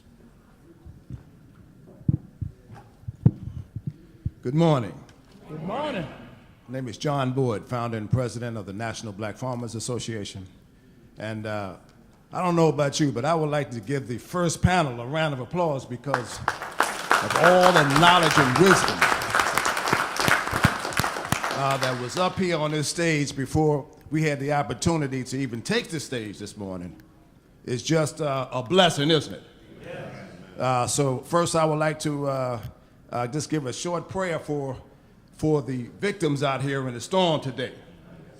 So they're in their own battle in the battlegrounds out in the Carolinas and Virginia that's facing the storm today. But in my presentation, I'm founding president of the National Black Farmers Association, 109,000 members in 42 states. Many, many are veterans. And people, some way and somehow, we've forgotten that the blood, as Congressman Ringel said, out in the cotton field. We've forgotten the connection between African-American farmers and the veterans in this country. We were first fighting in the cotton fields before we were fighting in the Civil War and all these other wars. So I'm hopeful in my presentation today that I can make the connection between the opportunities of reconnecting with the land and the opportunities of bringing us back together on the farm and what that means to history, what it means to the future. So that's going to be my presentation today, and I look forward to talking more about it. Thank you. All of us are raised on the farm. That's right. Good morning, everyone. First and foremost, I'm a veteran. I served in the United States Air Force National Guard during the Gulf War. My civilian job, I'm the executive director of violence prevention for the YMCA of Metro Chicago. In my program, we have a signature program that couples post 9/11 veterans with individuals in our most vulnerable neighborhoods that suffer from poverty. And the veterans are the mentors to these individuals who society have labeled at risk. And the veterans help individuals in these particular conflict zones be able to navigate through day-to-day life and be able to turn the trajectory of their life around. We have had enormous success. We've seen individuals who've been in contact with the criminal justice system turn their life around, go on to the military service, go on to college, and also get productive things back to society. So today I want to talk about our program, Urban Warriors, and how we have allowed veterans to come back to our country and continue to serve. Yes, yes. All right. Good morning, everyone. My name is Bill Ashton, and I am the Military Veterans Agricultural Liaison at the U.S. Department of Agriculture. First, I would like to thank everyone in the audience who has served our great nation. I am a veteran, Navy veteran of 23 years. I spent most of my time I was on board submarines and supporting submarines on a number of tours in Washington, D.C. I had a great time. I don't meet many people who served in the military who said they had a bad time. So for 23 years, I had a great time. When I left the Navy, I started working for the Navy again as a civilian and spent 16 years with them before joining the United States Department of Agriculture. In my last job, I was the Director of Security at the Naval Sea Systems Command, where 5 years ago we had the shooting where 12 people were killed by an active shooter. I came in afterwards.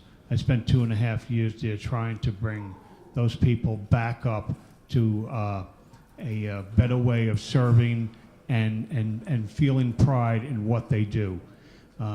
There has been no better job that I have ever wanted to do in my lifetime but to take care of veterans. And this job that I have today, I am the first permanent government employee in the Department of Agriculture in the Military and Veterans Liaison Office. And so I will give my brief and talk about what we at the USDA is doing for our veterans. All right, I know Damien's on short time, because, he's selling, for eBay, so we're gonna start out with Damien. Okay. About 5 minutes. Sure. All right. Okay. You can either stand up or you can do it from, Is there a specific thing you want to talk about? Because I talk about a lot of stuff. just talk about the relevant stuff. Okay, excellent. Thank you. How us veterans can, make millions by selling Yes. on eBay. Yes. So look, the obvious conversation when you think about eBay is veterans getting access to our platform, and veterans getting access to the experience of becoming a seller on eBay, just by a show of hands. And it's all right, please, if it's only one or if it's the whole room, that is fine. How many of you have ever bought something on eBay? By a show of hands. Okay, beautiful. How many of you have ever sold something on eBay? Okay, great. How many of you want to sell something on eBay? There you go. See, why are you taking my questions? I'm just kidding. So for those of you who have bought and sold already, I say thank you. For those of you who would like to sell on eBay, please, please, please reach out to me. My email is damien@ebay.com. I can also see you afterwards, and I can get you set up with someone who can actually help you to get on our platform. The point there is that if you have access to a mobile phone, if you have access to a laptop or a desktop computer, you can sell on eBay. eBay offers you the opportunity to get access to over 175 million people across the globe who want to buy what you have. Most people think that a lot of the things on eBay are used items. 80% of the things that we sell on eBay are brand new. Only 20% are used. And a lot of people, because we were founded over 20 years ago and essentially created the e-commerce market, a lot of people are under the misconception that we are an auction site, only for used things. Only 15% of the things that we sell on eBay are for auction. Everything else, 85%, you can just go on and buy just like you could at any other e-commerce site. The reason that eBay becomes a great place for veterans in particular is because a lot of times when you're trying to get a job, obviously we all understand this, you're trying to get a job, there's an interview process, you got to go through, et cetera, et cetera. eBay, you can start tomorrow. And again, it's about economic empowerment. But that's the obvious way that eBay partners and does things that are relevant with veterans. I want to talk very quickly about a couple of others. Hiring. Part of creating wealth, and everybody knows this, part of creating wealth is not just you being an entrepreneur outside of an organization. You can be an entrepreneur within a company like eBay. And what I try to do, especially for younger brothers and sisters and veterans and many other groups, is I try to make sure that people understand that there's a game in Silicon Valley, whether it's eBay or many of the other tech companies that you hear about, where there is enormous amount of wealth being created through equity, right? When people come and join these companies, they also get stock in addition to the salary. And the stock prices are typically pretty good in tech. And so what we try to do is we try to be really intentional when we go out to schools and when we go out to hiring organizations to partner up with organizations like Higher Purpose that actually focuses on veterans. We've got an enterprise-wide partnership with Higher Purpose that we've had for the past couple of years. Also in our university recruiting efforts, we focus on veterans as well. And then, so I've talked about the seller platform, which is an opportunity for everybody in this room. I've talked about being hired at eBay and becoming an employee at eBay and those opportunities for wealth creation, especially for veterans.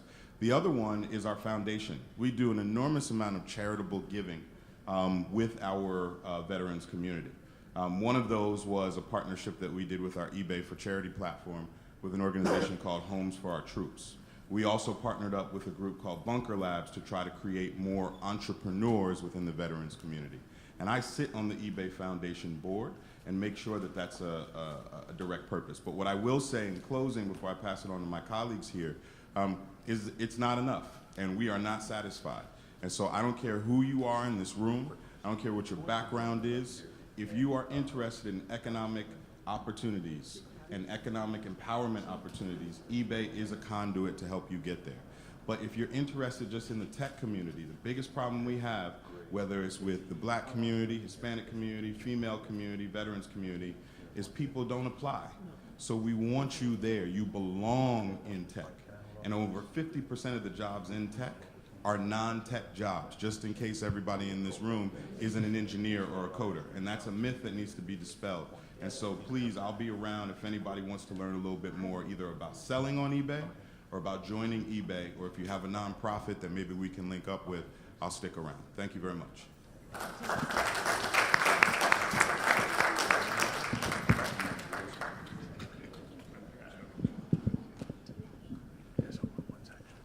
A couple of years ago, I ran into a guy, Ron Armstead, who told me that we need to do something to try to bring together HBCUs, Howard University, and others into the VA system. At that time, I thought it was just a minor issue, wouldn't emerge too much. But then when I've looked at health care in our country today, I realized that the Veterans Administration may be the answer to a number of the issues that we are facing. What are some of those issues? One of them is that when I started way back when, 20 years ago or so, we had initiated a number of programs to get more people of color into medical school. Many of these programs, we said by now, should be result in a higher percentage of people of color into medicine. Well, guess what happened? The number of black men that's in medical school now, the same percentage as it was in the 60s.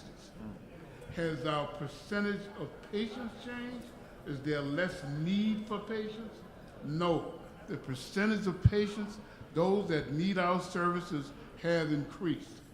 Is there any special reason why we need to have people of color in medical school? I did a study a couple of years ago, a very simple study, went out and just looked at outcomes in terms of ethnicity and patient outcomes in terms of staying in the treatment.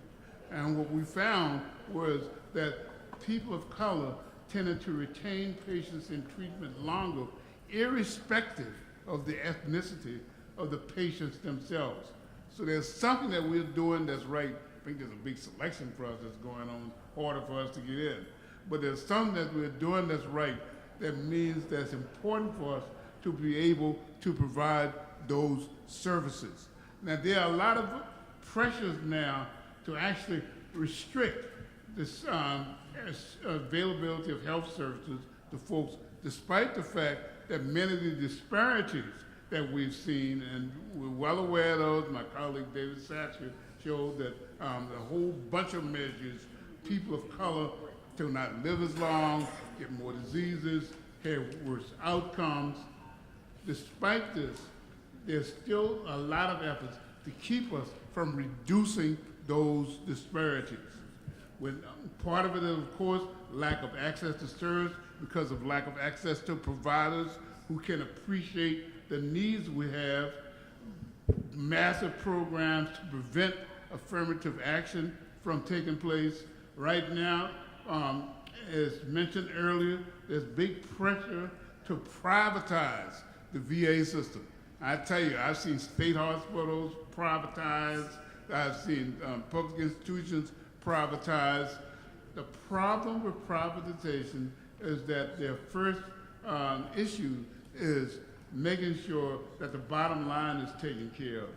And the quality of care, unfortunately, becomes secondary. So if you can show me that privatization improves quality of care, I'm right with you. But I haven't seen it yet in any system that I've been involved with. And then the other point is, do we have treatments that are effective for the kinds of needs that we have? I'm working with a clinical trial group. One of the findings we have is that many of the treatments for problems such as post-traumatic stress disorder don't work. And not only do they not work, but many of the medications that we have are not designed to be effective for people of color, because we're not in the trials and we're not part of those who actually help to develop the effective medications. So I want to just ask you to make sure that you are encouraging folks to participate in research, encourage your colleagues to have a role when folks ask what kind of medication you need, what kind of problem, what kind of proposals you have to be able to have effective treatment. Right now, we're in a day of what we call individualized medicine. I was just talking to my wife. She said, let me use your pills, see if they work on me. Said they may not work on you. Individualized medicine reflecting that different people, different individuals, different ethnicities, different genders, some medicines that may work for others may not work for other people. The way to address that is to recognize that and to make sure that we have the studies and the data to reflect that. And then I want to just also again emphasize the importance that we've had in terms of involving academic institutions. The VA system did something brilliant a long time ago. They made sure that most of the VA hospitals are linked up to academic medical centers. And this meant that the VA is always in the forefront in terms of new treatments and in terms of development of new knowledge. And again, Ron and I said that a key group is, of course, our historical black institutions. They need to be in that mix, and they need to provide the contributions that they have because they are the ones that are providing service to our folks. And the graduates of those institutions are more likely to go out and work in sectors such as the VA system. So we have challenges ahead of us. As you know, the Affordable Care Act is on all kinds of challenges. The bottom line is we need to make sure that we have an affordable health care system that can reach to everybody, veterans and everyone else. And I think most of us recognize that the VA system has always been one that can serve as a model for care for the rest of the country. Thank you. Mr. Boyd, just before you start, I want to say two things. One, I was asked by my graduate school professor a little while back ago, did I know any veterans, this goes for you too, over to the Department of Agriculture. He said, Ron, do you know any veterans that are interested in farming? And before, see, this is where you really need people like Dr. Lawson, because you need to process this. Before I could process it, I said, hell no. Didn't you hear the song, how you gonna keep us down on the farm after we seen Paris in New York? All right, now since then in Boston, urban farming has become the new wave. They're just a vacant lot around the corner from my house is now turned into a farm. The other thing I wanted to say is we know the demographics of the military is changing because John is not a veteran, but his wife is. All right. John, yeah, come on, right? Come on.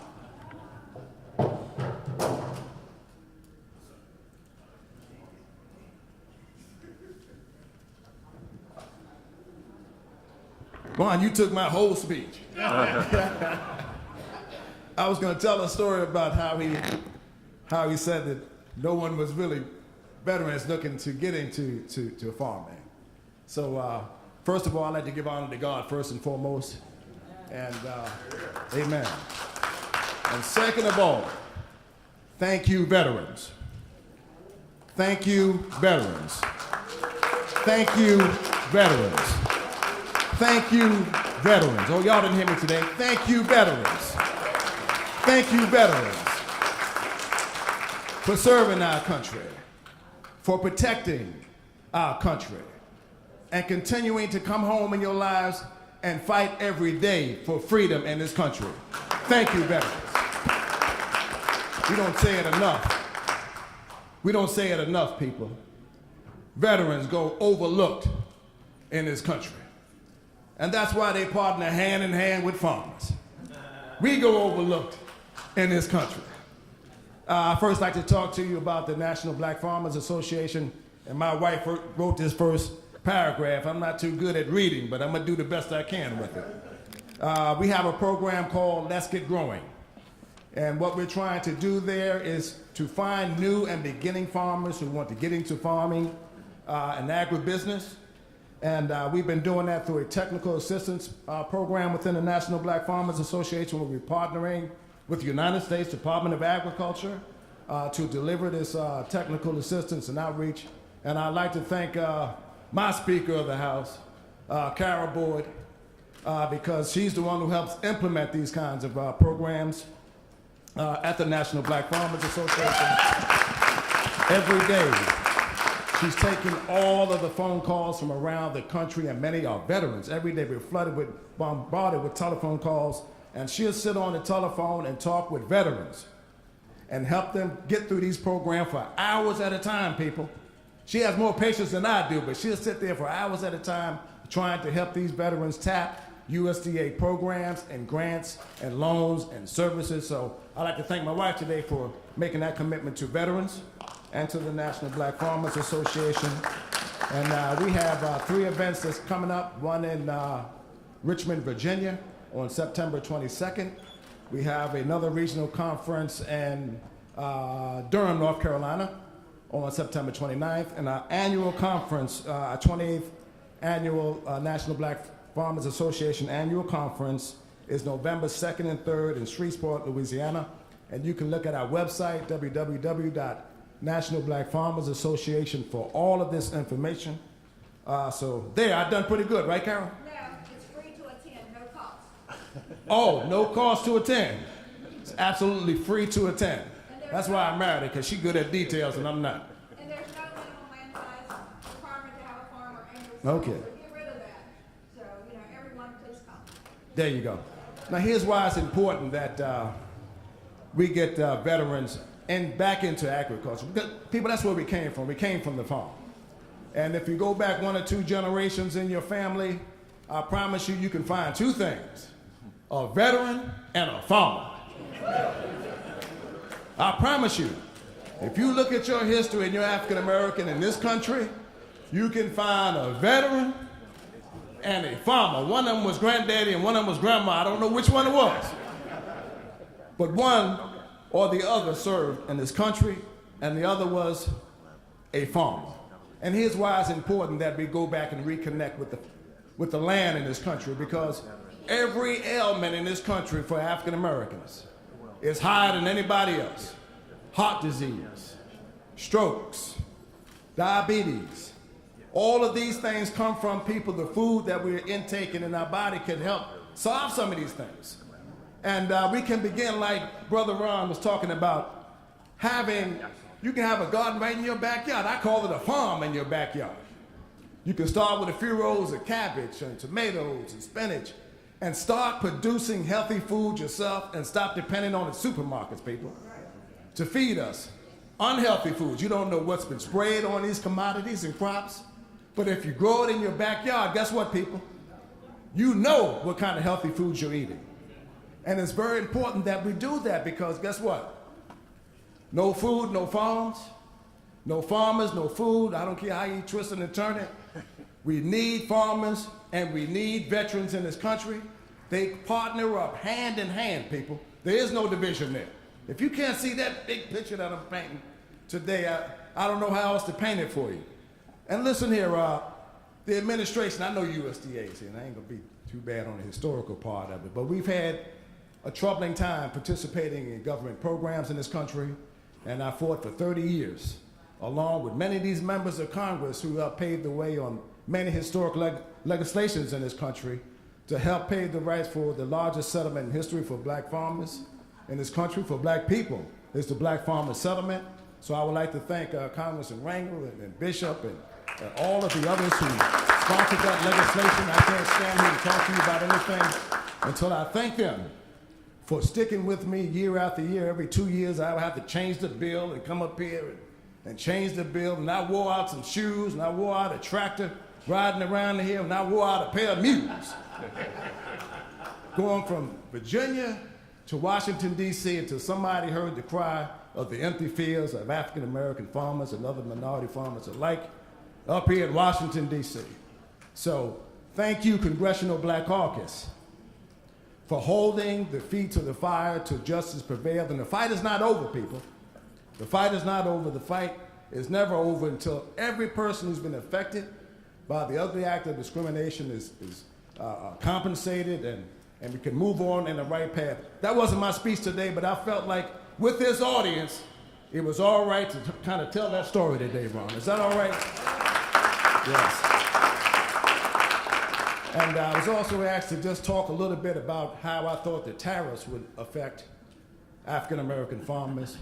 It's like other programs, it's going to affect African-American farmers and other small farmers alike in a more drastic measure because many African-American farmers do not have federal crop insurance and many do not have a approved farm and home plan with the United States Department of Agriculture.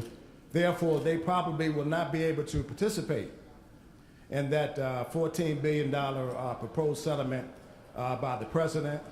And I do think, I'm gonna come right out and say it. Everybody's scared to say anything about Trump because they think, oh my God, if I say something about President Trump, he's gonna air all my dirty laundry on national television.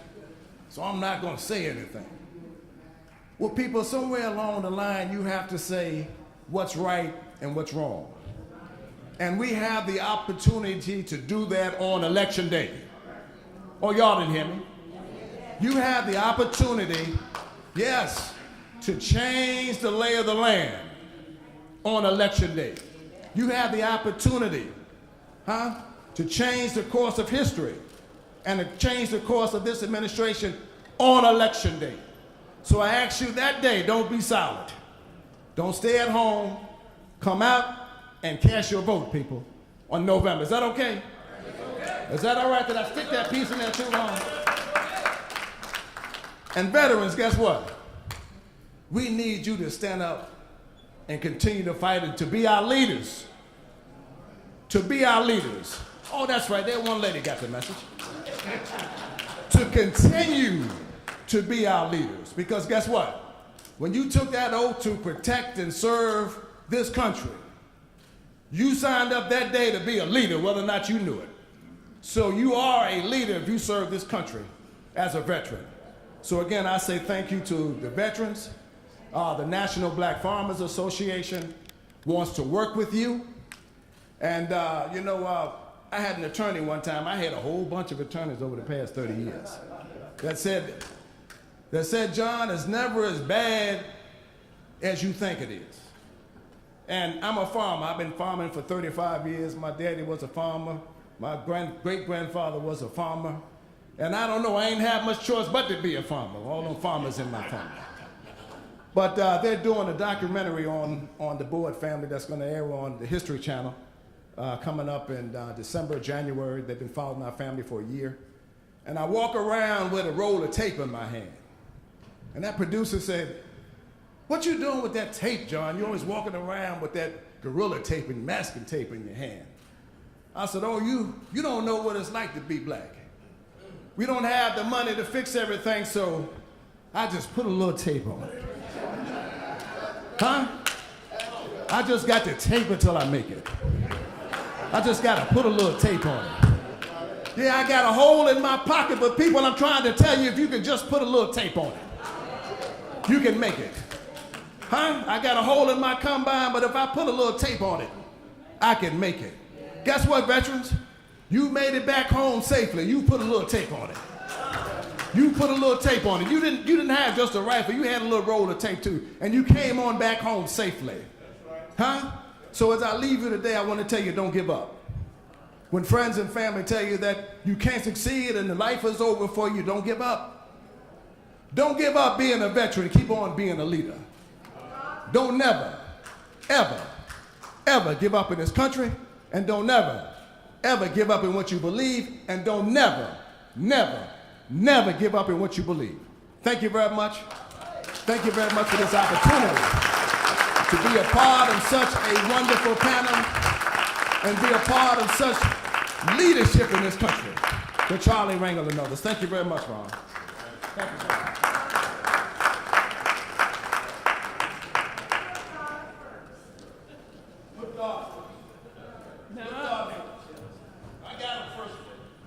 Now, when my professor asked me the next time, do I know any veterans that want to be farmers. I'm not going to say, I'm not going to say, oh, hell no. I'm going to say, I had to think about it.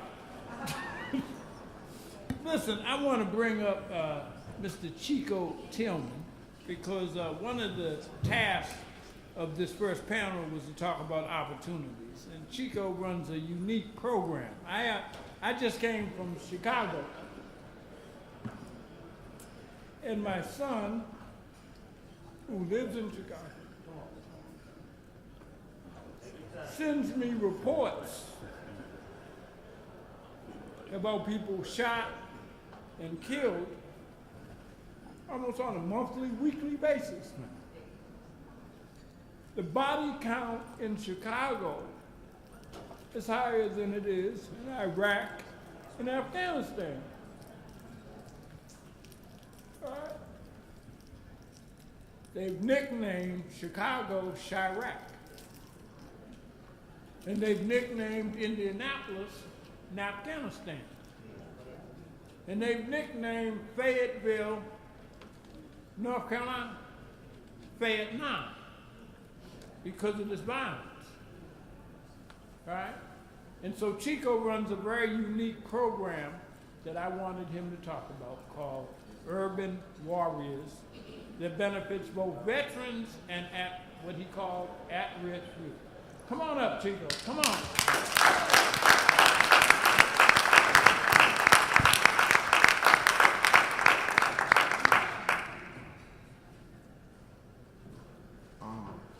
First of all, I'm humbled to be in the presence of such an esteemed assembly of individuals, not just individuals who were elected to a position, but individuals who volunteered to sacrifice their life so that others might live in freedom. Each and every individual who raised their right hand and swore and took an oath that said, I'll be willing to lay down my life so that others might be free. I'm humbled to be in your presence, to speak before you, and to acknowledge you for the service you provided for me and my family. Thank you.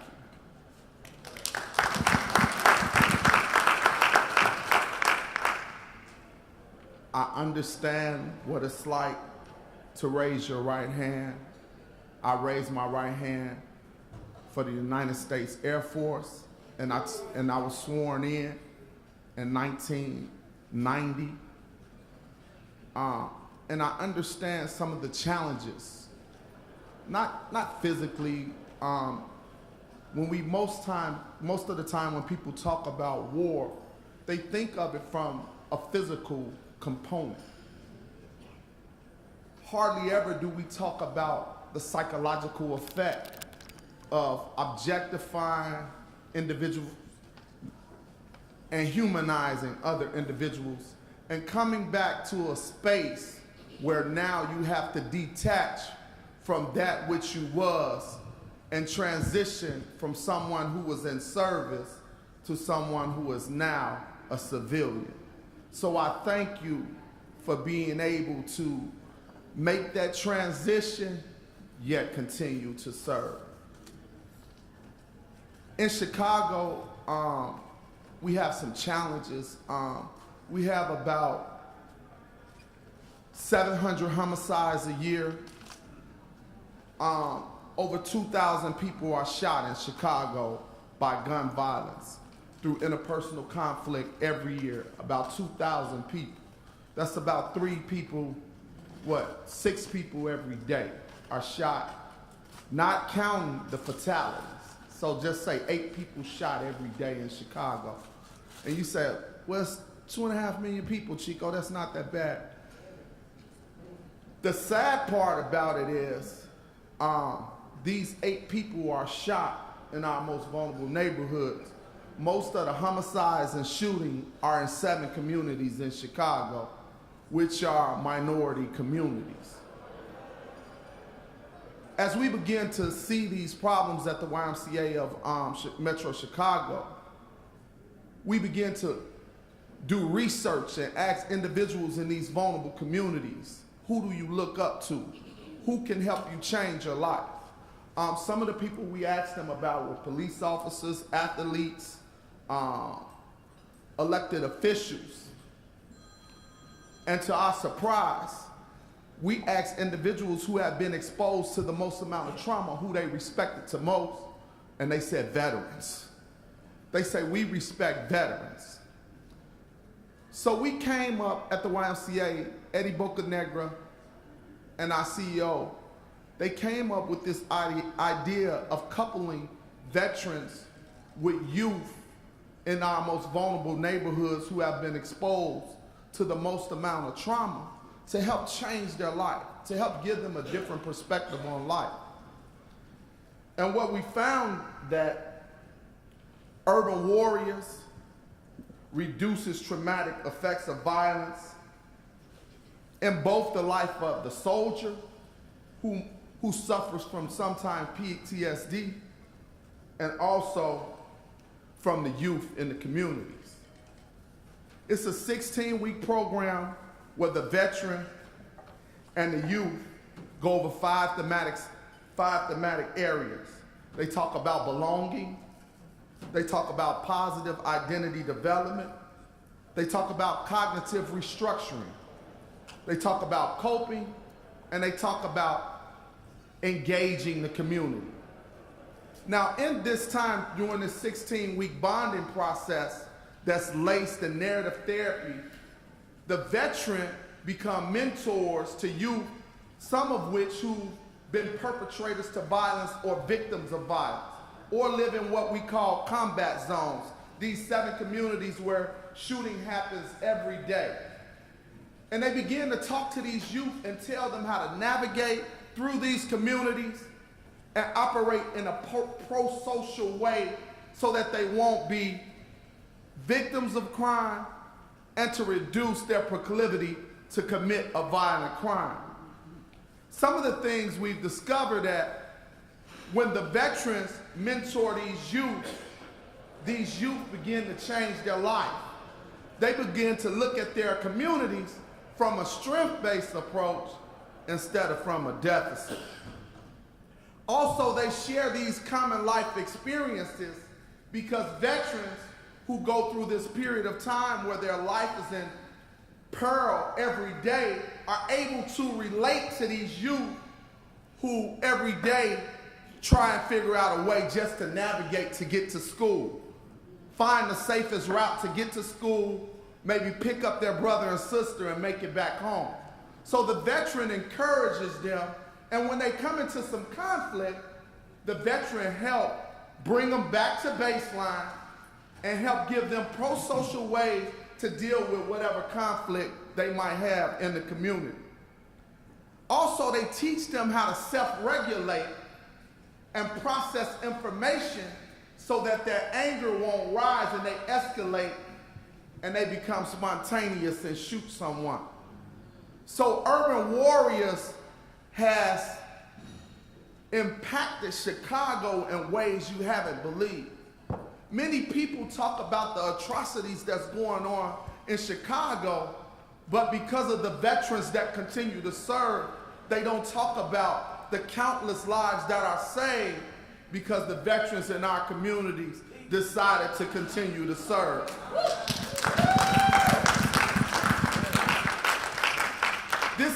This is not just a feel-good program where individuals sit down and just have chit-chat. No, it's a trauma-informed care approach to violence by individuals taking this therapeutic approach to talk to individuals who've been impacted by violence and trauma from living in a condition that's conducive to violence. And many veterans understand when you go over to a foreign land and you engage people who are surrounded by gunshots, they are more inclined to commit a violent act when they're in a conflict than individuals who live in a peaceful environment. So I'm grateful that veterans have continued to serve.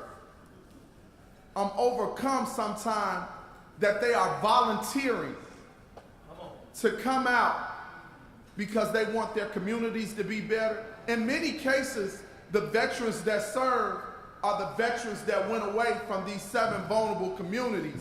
When they come back, they feel obligated to change the community so that the community don't reflect the place they just left when they went off to war. Research. Because we wanted to have it research-based, we have done research from the University of Chicago, one of the most prestigious institutions in the world, from Northwestern, and research shows that through the assistance and mentorship of veterans, that the high doses of stress in the youth have declined, that the youth have developed coping skills, that the youth have took alternative methods to violence, and that the program, in fact, is indeed working. In closing, I thank the veterans for serving, for protecting us, but also I thank you for coming back and continuing to serve. Thank you.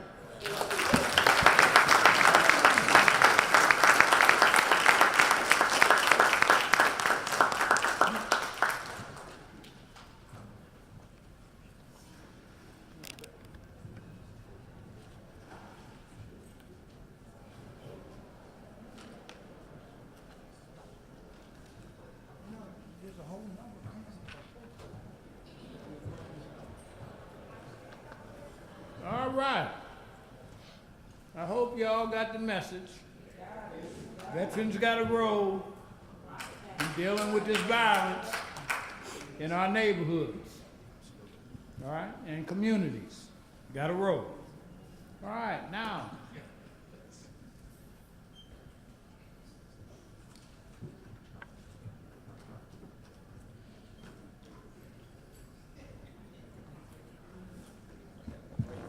Again, my name is Bill Ashton, and I'm the Military Veteran Agriculture Liaison at the Department of Agriculture.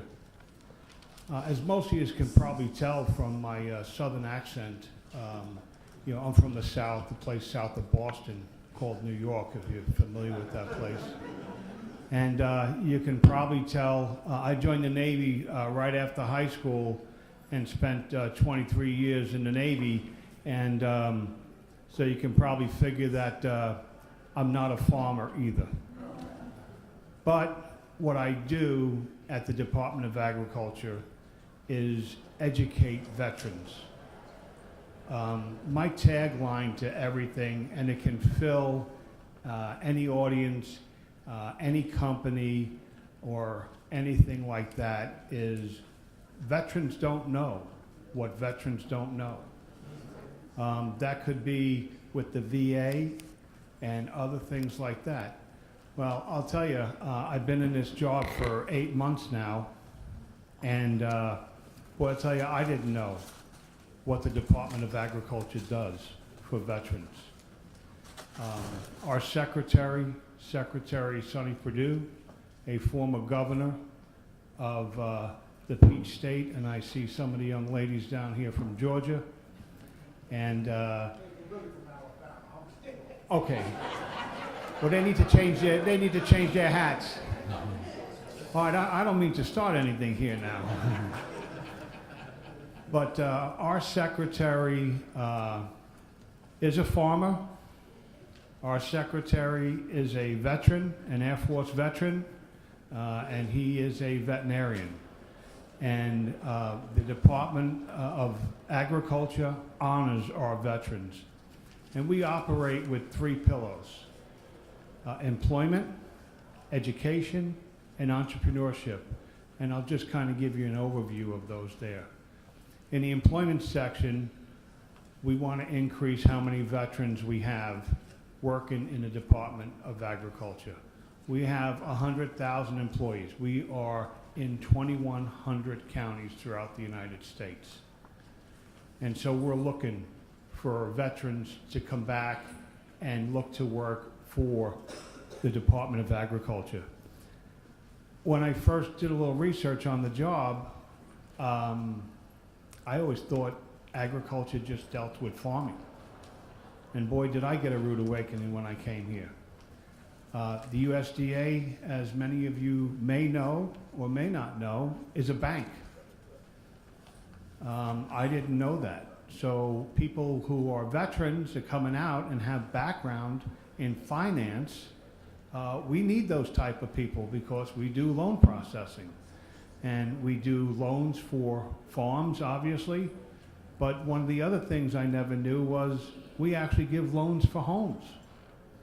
If you're looking to buy a home in rural America, then you can come to USDA and ask for a loan for us for that house. So in the employment side of it, I talk to people about the different things that we have available. One of them is criminal investigations. And then somebody says to me, do you really have problems in the USDA? And what I tell them is, you know, we talk about insurance. And just like if your car is in an accident or your house for some reason with the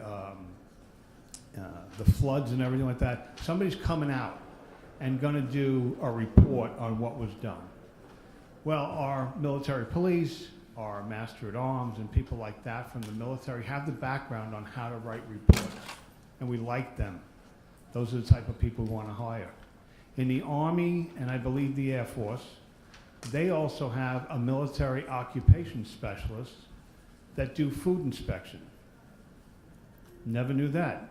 We do food inspections. You know, when you go into the grocery store and you see, you know, inspected by USDA, these people are actually doing it. We hire those people directly because of some of the veterans' preferences that they have.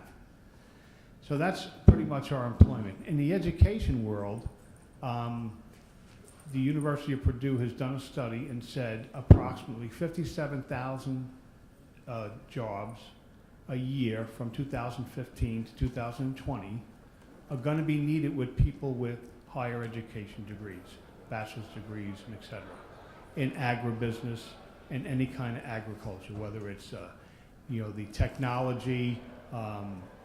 And there was two things in particular that really threw me for a whack, and I always have to put it out there, because the secretary is in fact a veterinarian. You know, we hire veterinarians, and in some of the services, I believe it's the Army and the Air Force, they actually have veterinarians in the service. But the other one was a thing called precision ag, and I couldn't figure out exactly what it was. And I tell people when I speak to precision ag, I talk about when you see the pictures of perfect crops going down there, I kind of thought maybe somebody was photoshopping those and just making them perfect. The truth of the matter is these tractors of today have GPS and are actually ensuring that, you know, everything is straight with that. And the last part of the pillar is entrepreneurship, and that's what farmers are. They're entrepreneurs. But what people don't know is, again, we have the responsibility at USDA to develop rural America. You talked about the urban farming, which was another thing I had no idea. When I first took the job, I kind of figured it would be like the Green Acres song, you know? Not so much. The gentleman that was working with me turned around and said, you better Google urban farming. And I had no idea of what that really meant. And for those of you who don't like to get your hands dirty, like myself, there's hydroponics. There is no dirt. And they're PVC pipes with water running through them and planting. And I was like, holy cannoli. I couldn't believe this was being done. So in the entrepreneurship, not only the farmers, and as anyone who has any experience, as John had said and others have said, you know, farming is a family affair. It is not one person. And when I talk to veterans about farming, I tell them a couple of things, because I'm just going to paint the picture as it is. And John, I think you would agree when I say what I'm going to say is, one, if mom and dad didn't give you the land, you're going to go into debt. And USDA One of the things that I found in the 8 months that I've been there is they do not want you to fail. We talk about some of the extensions and some of the programs that are out there. Again, veterans don't know what veterans don't know. We have people that will come out and check your soil and things like that. And so when I talk about, you know, rural America and entrepreneurship, the other thing is, and I always have to tell, any Marines in the audience? Okay. So I was up in Maine, my first farm I've ever visited in my life in February. And I had an audience of veterans, and one of them, I said, how many people are from rural America? And so a bunch of people raised their hand. How many have come from a farm? And then hands went down, and there was about 10 of them. And so I picked one gentleman, and I said, tell me, are you going back home? And he said he wasn't going back home. And I said, why wouldn't you go back home? Because the average age of a farmer today is about 64 years old. And we need those young people to come back, because veterans fill the bill of what a farmer does. They have a mission, and they have a purpose in life. And that purpose is to feed everyone. And I'll just be up front. If we don't get them, we're going to have a national security crisis. So I says to the Marine, I says, well, why aren't you going home? And he says, listen, I watched my family 7 days a week, morning, noon, and night. My mom and dad thought a vacation for me when I was in high school was working on the farm full time. Not what I wanted. He said, so the only way to get out of that was to do the honorable thing and join the military and serve our country. And I thanked him for serving the country, but I said, I'm still not getting why you don't want to go back. You know, Marine, looking pretty well in shape. And he says, well, I don't want to do that. So you're going to go to school? No, I'm going to get a job. Okay, at least you're going back home and getting a job. No, I'm not going back home. I said, what do you mean you're not going back home? And he said, there's no jobs there. So I looked at him again and I said, you know, Marine, you look like you're in pretty darn good shape. And he said, thank you.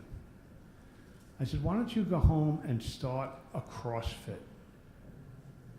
And he looked at me with the deers in the headlight and said, a CrossFit? What does USDA have to do with CrossFit? I mean, what are you doing, putting cows on treadmills or something like that? No. I said, what we are responsible for is the building of rural America. So we want them to go back home. We want them to be entrepreneurs. And so we will help them. Our secretary has worked with the Small Business Administration to help veterans get loans for small businesses. So that's what we're doing at the VA, at USDA. But I work very closely with the VA. And a couple of things that we're doing there, if anybody's ever experienced this, when you come out of the service and you may be eligible for what's called vocational rehab, where you may have to be retrained in another trade or something like that. Well, we're working with the VA because a lot of their counselors were not aware of what agriculture was all about. And so soon, next month to be exact, we're going to be on a telecon educating their counselors on that. The VA has also done a study that says people who have PTSD, agriculture helps them. And the fact that that happens, and I said help, it doesn't cure it. The other thing is the VA has recognized this because they just recently had a $4 million grant internal to the VA that they went out to all their hospitals and clinics and talked to them about if you have land, you can apply for this grant, and the grant was for you to start an agricultural training program on the grounds of your hospital. So I'm working very closely with the VA to get them to understand how we can work together in taking care of our veterans. And in closing, I'll just share our secretary's motto is do right and feed everyone. And thank you all for your attention.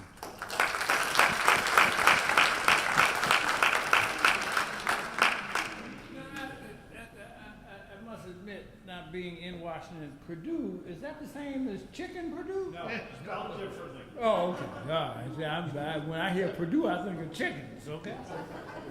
All right, let's give a round of applause for our first panel. And we're inviting, come on up.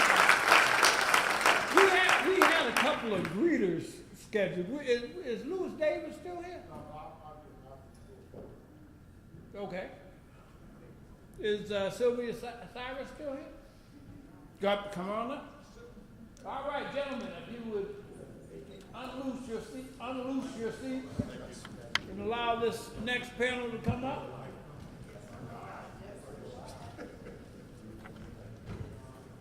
6 to 10 in room 2043 of the House of the Rayburn House Office Building.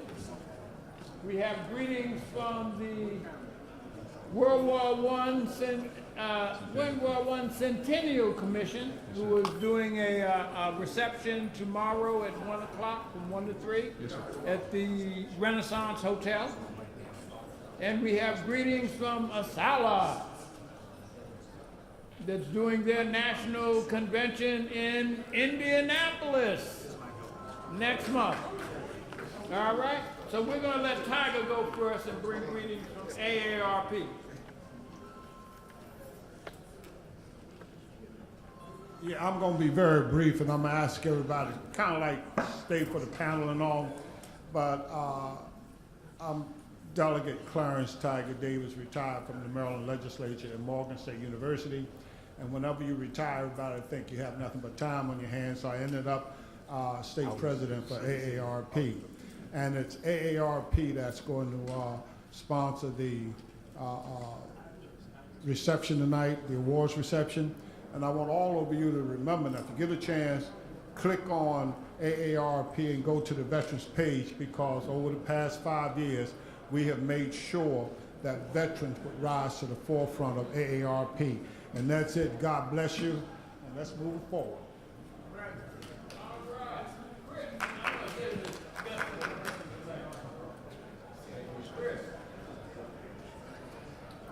Thank you for your attention. My name is Chris Islieb. I'm with the U.S. World War I Centennial Commission.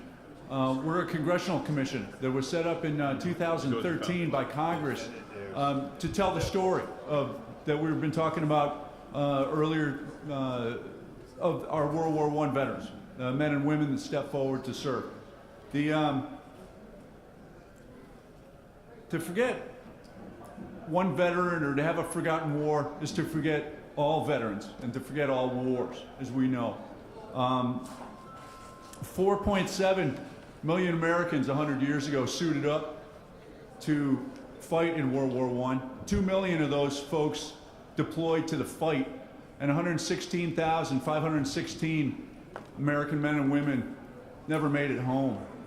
Of those people, 350,000 African Americans served in uniform, suited up for World War I.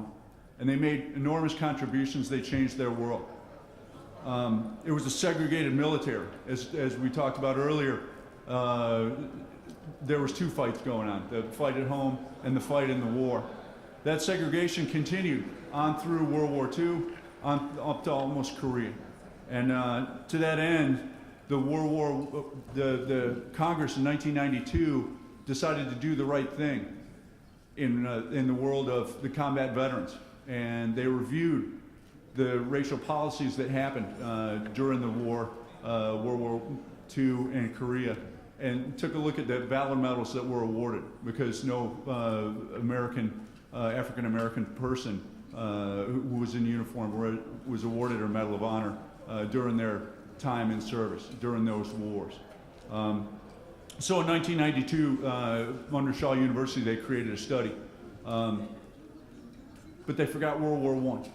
So the Centennial Commission is in the process of changing that history. We're going to recreate history. We're going to change that wrong.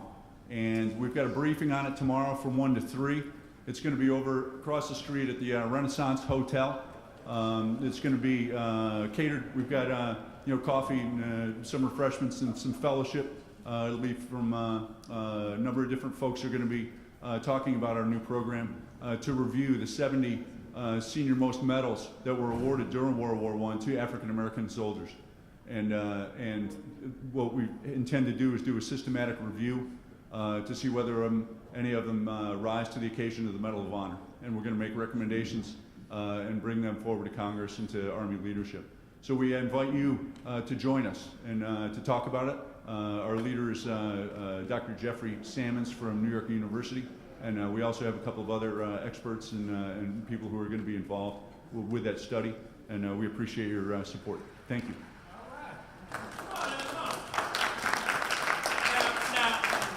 Now, a dignitary, a new dignitary, I know I'm gonna lose my good job with the Braintrust behind this, and you gotta forgive me, Congressman. Oh, that's fine, don't worry about it. I've been working on this for 30 years, right? It's The okay. first African-American congressperson from the 7th Congressional District has just entered the room, a longtime friend of mine's, new to the CBC, one of the newest members, Ayanna Preston. Come on up here. Come on up here.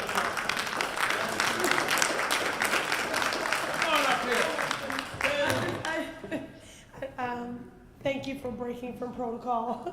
I'm pleased to be on the stage with each of you esteemed leaders in your own right, and to join this venerable institution, and to do what I've always done, and that is to be an advocate for veterans and military families. And I want to thank Ron Armstead for his friendship and his leadership example all these many years, and just thank each and every one of you. I know we say these things and it can feel and sound cliche, but it's no less true. I'm a living embodiment of the fact that freedom is not free, and I'm so grateful for all those who came before me, who made it possible for me to serve.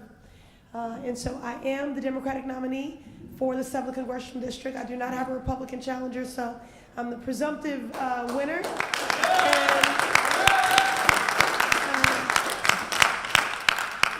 And look forward to serving alongside. Yes, and that's it. So I hadn't expected to speak. I really just came to see my friend. You gotta take some pictures of us, because see, I'll catch heck going back to Boston.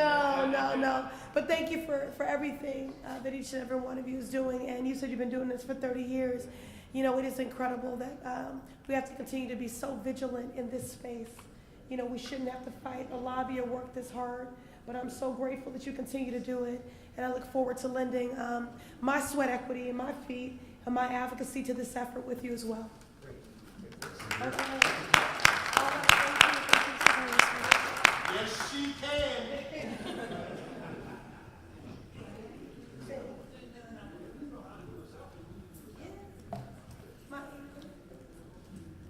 Good afternoon, everyone. My name is Sylvia Cyrus, and I'm the Executive Director of the Association for the Study of African American Life and History. And it is our honor, and we refer to ourselves as ASALA, that's how we pronounce our acronym, to be asked to bring greetings at this 30th anniversary of the Veterans Braintrust. I am the proud daughter of a World War II veteran. In commemoration of African Americans and those active military personnel, we, along with our founder, Dr. Carter G. Woodson, who is the undisputed father of Black history, have always had as a part of our mission to document the history of African Americans, and in particular those who have served. Dr. Woodson himself was the product of a U.S. colored troop. ASALA is a proud member of the Vietnam Veterans Commemoration, and I would just like to recognize one of our friends who's in the audience today, U.S. Army Colonel retired Lucretia McClinney, who has done so much to help us in this effort, and we ask anyone here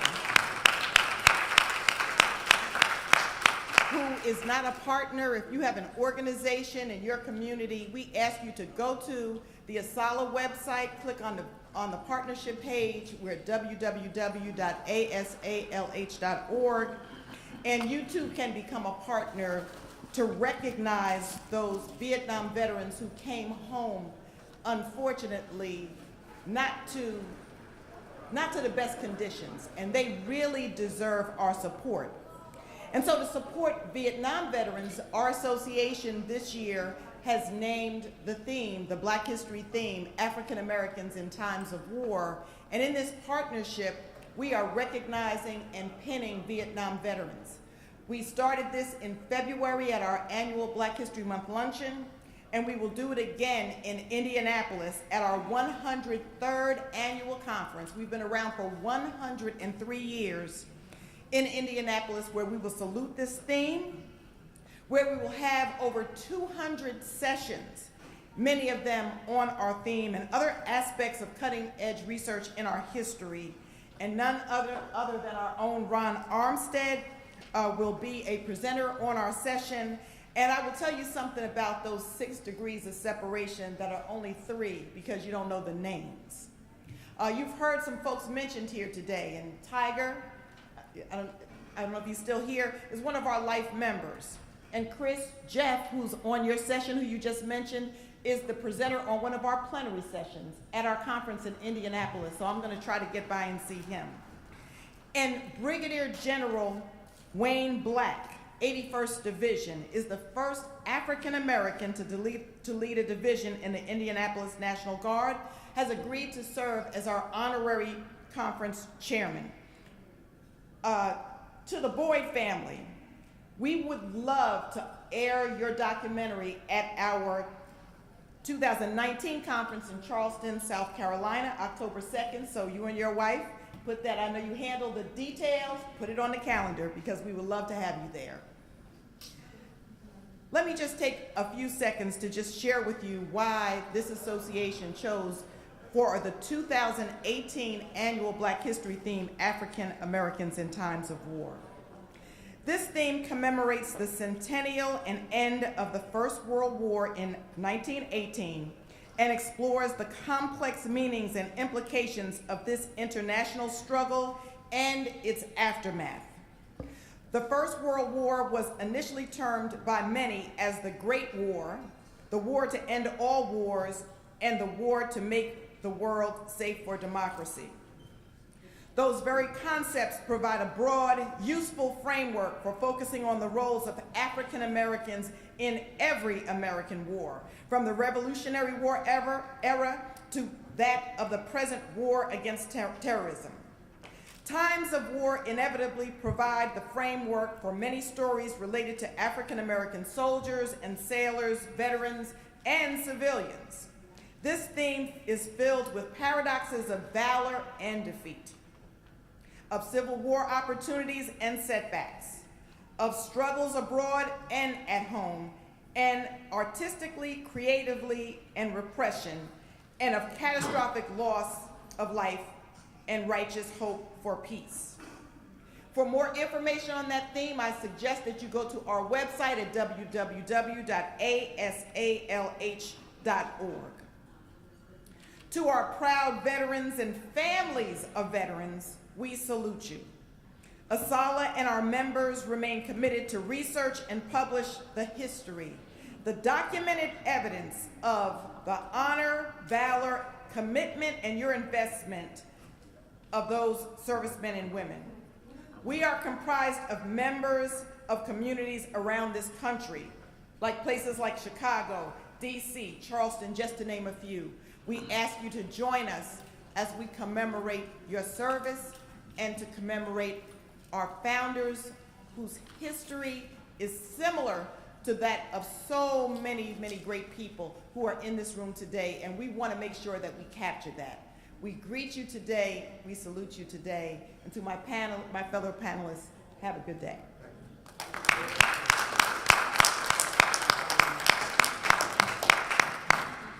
And yes, I'm a life member as well.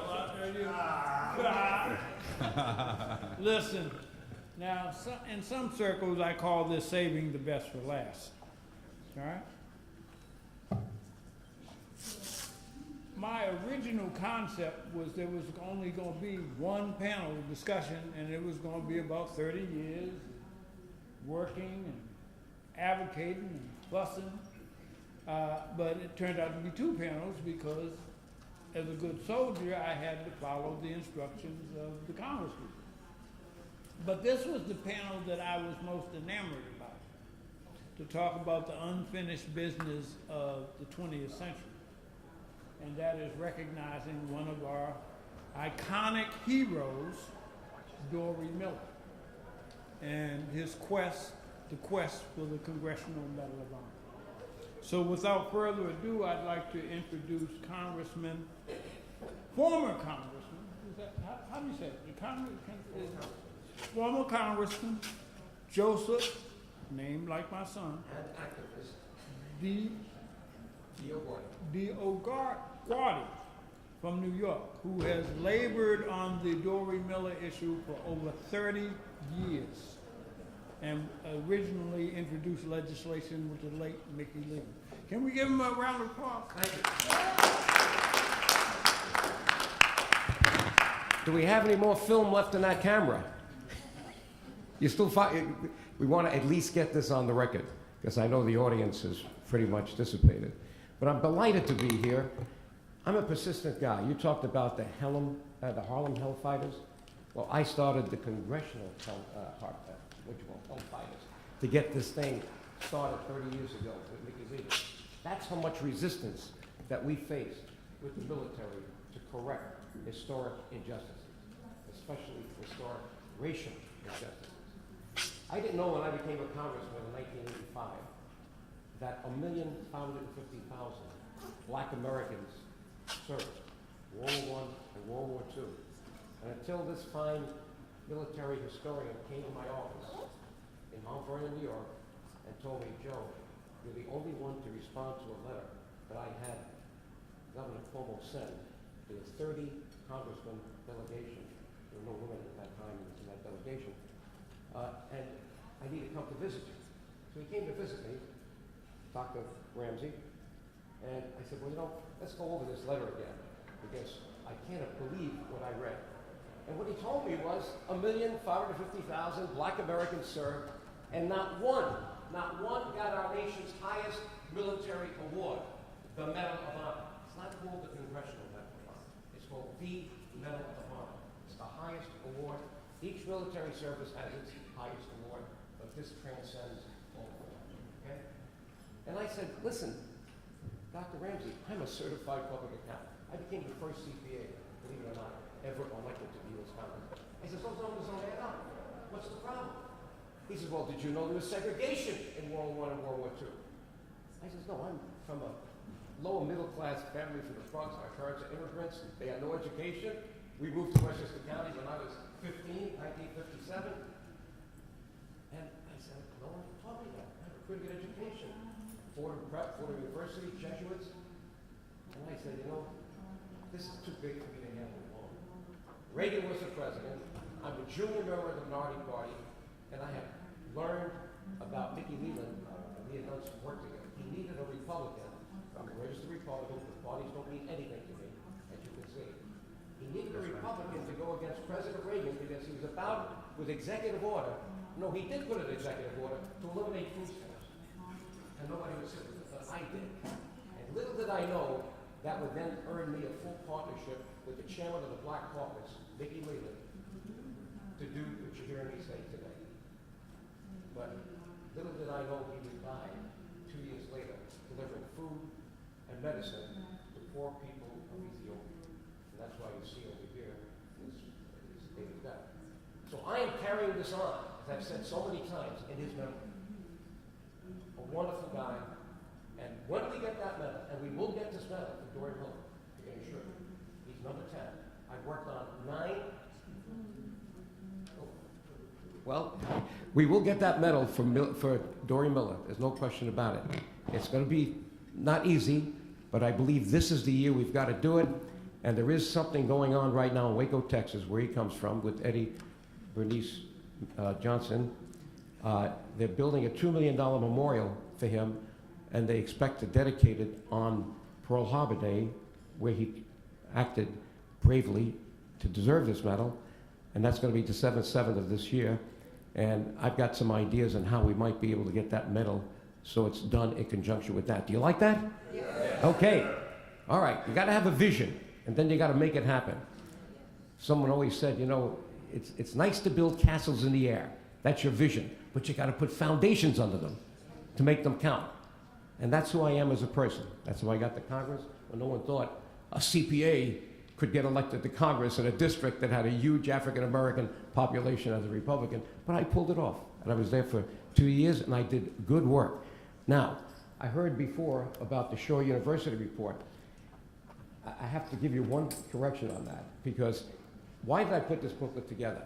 Because I'm kind of the institutional memory on this. People talk about the medal given in '91, then the 7 medals given, they say, by Clinton in '97, and then the one we got, and I was at the Obama White House for, that's where I started it, with Sergeant Henry Johnson, and that Shaw report came as a result of a compromise that I struck with Mickey Leland in the office of the Defense Secretary. Reagan opened the door for me through his secretary, his chief of staff, Howard Baker at that time. He says, you got to stop all this stuff. You got 180 signatures. You're creating a riot here. You're a troublemaker. Go visit the Secretary of Defense. Let's try to get this thing solved. So I go, and I realized that we had to accept a compromise. And the compromise was a pretty good one. He would take Department of Defense money, fund a black university, I didn't know which one at the time, it became Shaw, to do an independent study, World War I and World War II, which members of the service received the second highest award. Why didn't they get the first? Okay? Now, I won't be with you tomorrow. I know Jeff Simons, because we had a panel on the National Archives on this issue 2 years ago. But I think you got to mention this, that everything that you see in this book is a continuum. Everybody thinks, well, we got the medal for Henry Johnson, then we got the first one for Corporal Freddie Stowers. He was first, actually. And then the 7 that came, and then now Dory Miller, then Henry Johnson, Dory Miller. It's all one continuum that started with me and Mickey Leland. And hopefully it'll keep going, as you said now, with this study, because it's a good idea. But even if it doesn't, I feel morally obliged to make sure we get a medal for Dory Miller in memory of Mickey Leland. Because I didn't know who Dory Miller was. But when I came up with this guy from New York, Sergeant Henry Johnson, and went to Mickey, he says, Joe, I'm going to do this with you, but I got a guy here in Texas. I thought it was Houston. It's Waco, Texas, in those days. He says, his name is Dory Miller. Can we do this together? I says, absolutely. So we started together, and we put in 2 bills in 1987 to open the statute of limitations. One for Dory Miller and one for Sergeant Henry Johnson. I put Dory Miller's in here, but there's another booklet that shows both. That was 1987. That's what started this, okay? Now, when Clinton awarded 7 more medals in 1997, I think it was, he did it, but he didn't do anything to work on that. He was just the beneficiary of the report from the Shaw University, and I had to write this very long letter to the New York Times. They don't print letters this long usually, all right? But this is the letter, read it, it's for New York Times, where I had to create the historical perspective that this was not Clinton's work. I didn't condemn him for it. I'm happy he gave the medals. He was the vehicle. But they had to know that this started with Mickey Leland and Joe DiAguardi back, and now it continues. But thank you for remaining here. Thank you for being here. Please, if you don't have this, take it with you. And if you have others that would like to have this, I have other copies of it. Just come up and we'll give it to you. Get it out. Information is power, okay? And that's what this is all about. God bless you all for coming.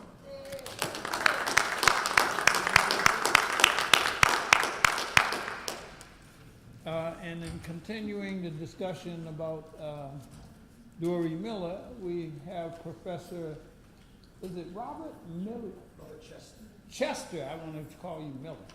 No, okay, he's related. Professor Robert Chester from the University of Maryland. Let me give him my right. University of Maryland has written an excellent article on Dory Miller. It's published in one of the academic journals. Let's welcome Dr. Robert Chester.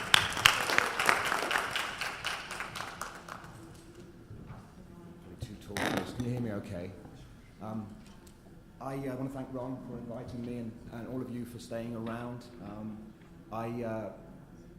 wrote a piece in 2013 about Dory Miller. His mother liked to call him Doris. Some people say that he was called Doris because she wanted a girl, but she insisted that it was a gender-neutral name.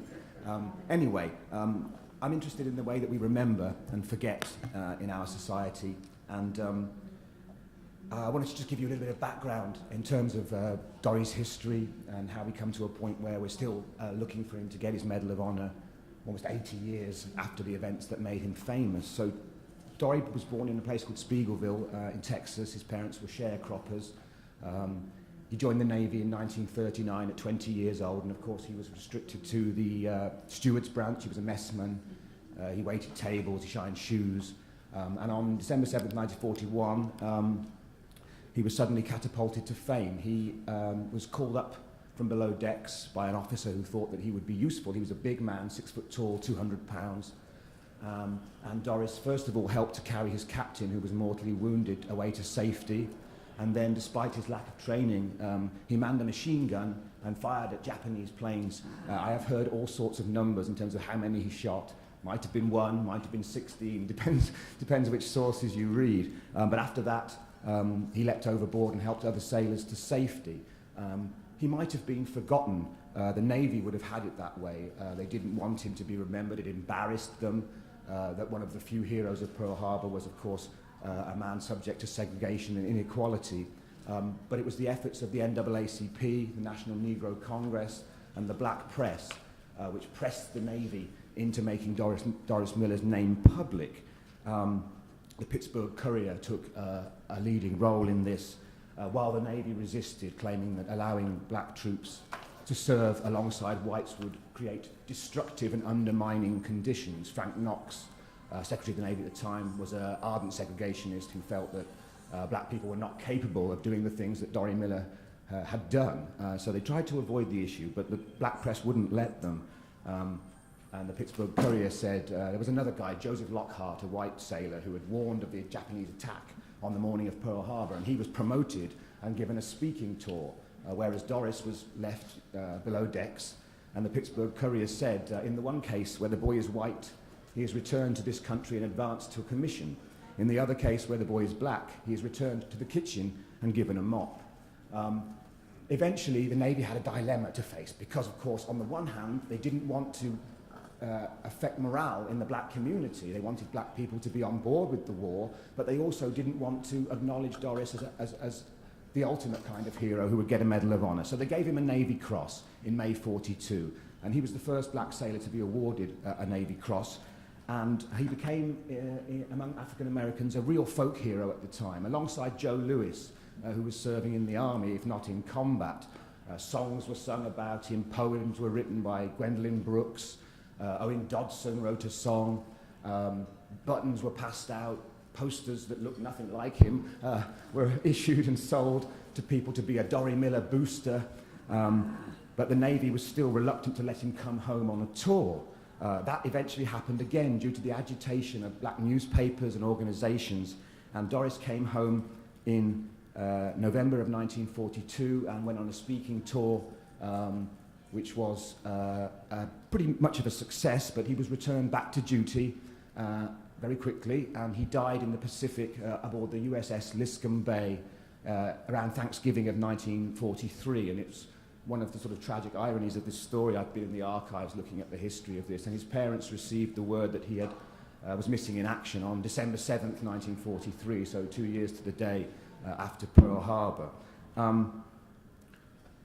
After the war, Reverend Elmer Fowler, who was a Chicago preacher, took up the cause of Doris's memory, and he campaigned for a Medal of Honor that the Navy did not want to award. And that, of course, is a campaign that's been carried on by the congressman here and others ever since.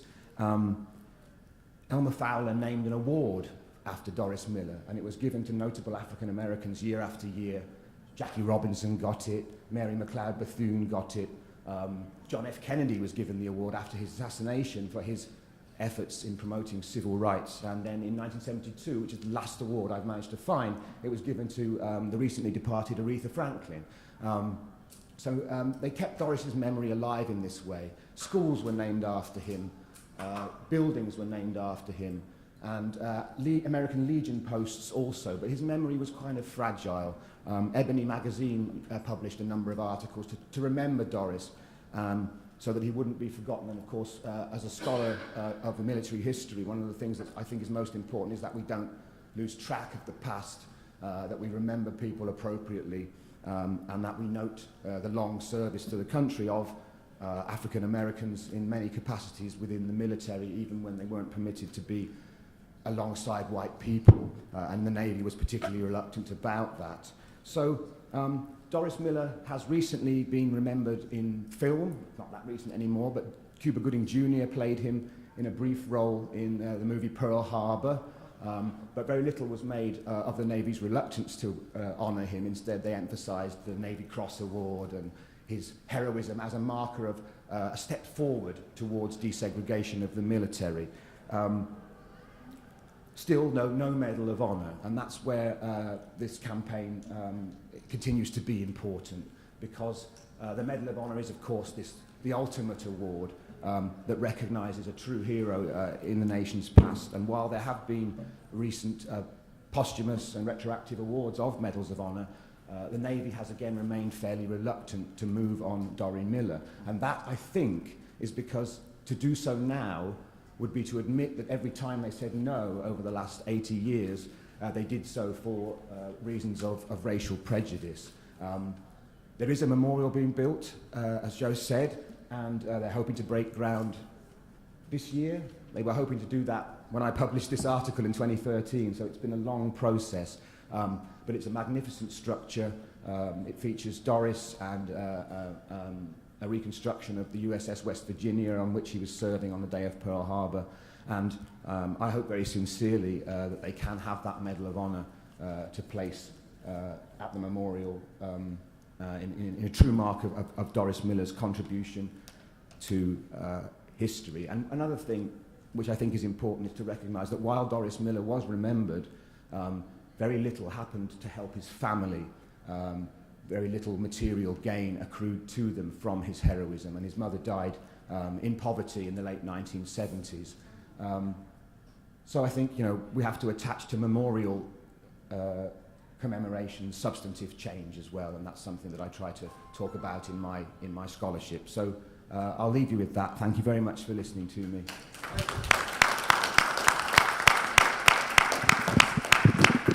Could I put a footnote on that? Yes.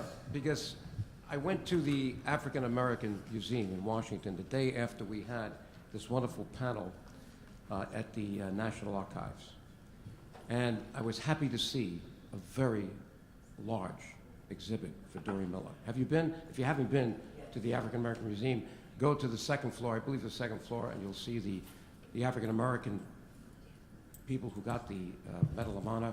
But he doesn't have the medal, but he had this wonderful exhibit, bigger than anybody else. So I have a feeling that God is working to point to the right solution on this, and it's to get that medal. There's also a feature on Doris at the National World War II Museum in New Orleans, which I was fortunate enough to visit last year. So he has his place, but just not quite the right place yet. Right. All right. Now, I wanted you to know why I saved D for last. All right?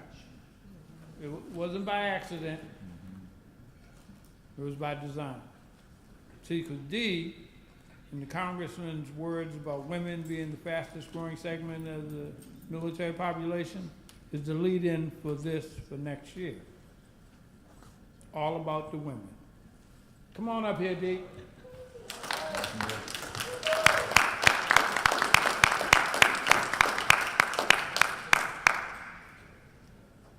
Hello to everybody. I'm going to ask if you've served in the women, if you've served in the military, could you please stand? Awesome. Thank you so much. You may be seated. Thank you for your service.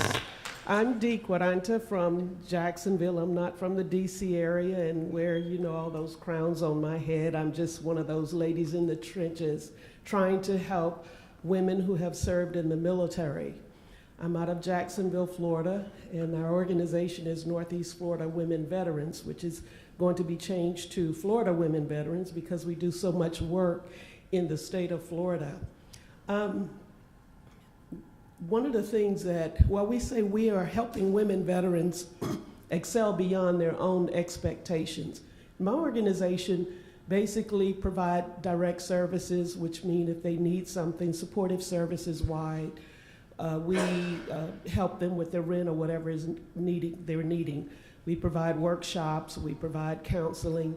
We also have them to engage more into the community because we know that a lot of our women veterans are isolated due to some of the hidden wounds of war and wounds of military service. They kind of isolate themselves. And so we try to get them re-engaged into the community. And the last thing we do is advocate. And so one of the things that we have been working on as a national observance, Women Veterans Recognition Week, and we've been doing that for 6 years in Florida, the third week in March, to just celebrate women. It's not just to celebrate their accomplishments, but also to bring community awareness to some of the unique needs that our women veterans have. We are the fastest growing demographics in the military. Jacksonville, or really Florida, just surpassed, I believe, Texas, and now have the second largest population of women veterans in the country.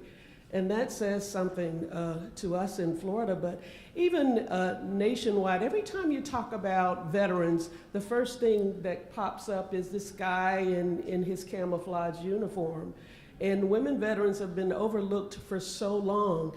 And some of the guys, you know, they say, well, Ms. D, why are you doing this? Why don't you do this for men too? Well, men get, they get recognized. Services through the VA seem to be more plentiful for our men. And the VA is, I don't want to badmouth the VA. I won't do that. No, we're not going to do that. But there's a lot of work that needs to be done when it comes to health care for our women veterans. There are some unique health issues that need to be addressed. But not only that, there are economic issues that need to be addressed as well. Many of the women that I work with are homeless. They have some severe mental health issues, and they have them because the VA have a shortage of counselors or they're not approachable. They have them because when they were serving and they suffered MST, you all know what that is, military sexual trauma.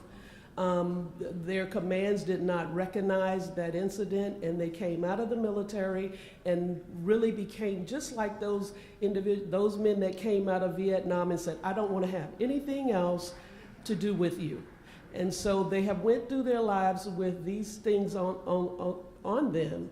And they may not say that this has happened, but it's manifested through their relationships, through their inability to hold down a job or even hold down housing or anything. And so this is work, and I know this, what I have to say is it's not a hoorah kind of conversation, but it needs to be said because I believe our community need to know the reality of what's going on. I'm not saying that all women veterans are doing bad because that's not true, but we have a very large community, especially in our African American community, women who have served in the military and that are going through.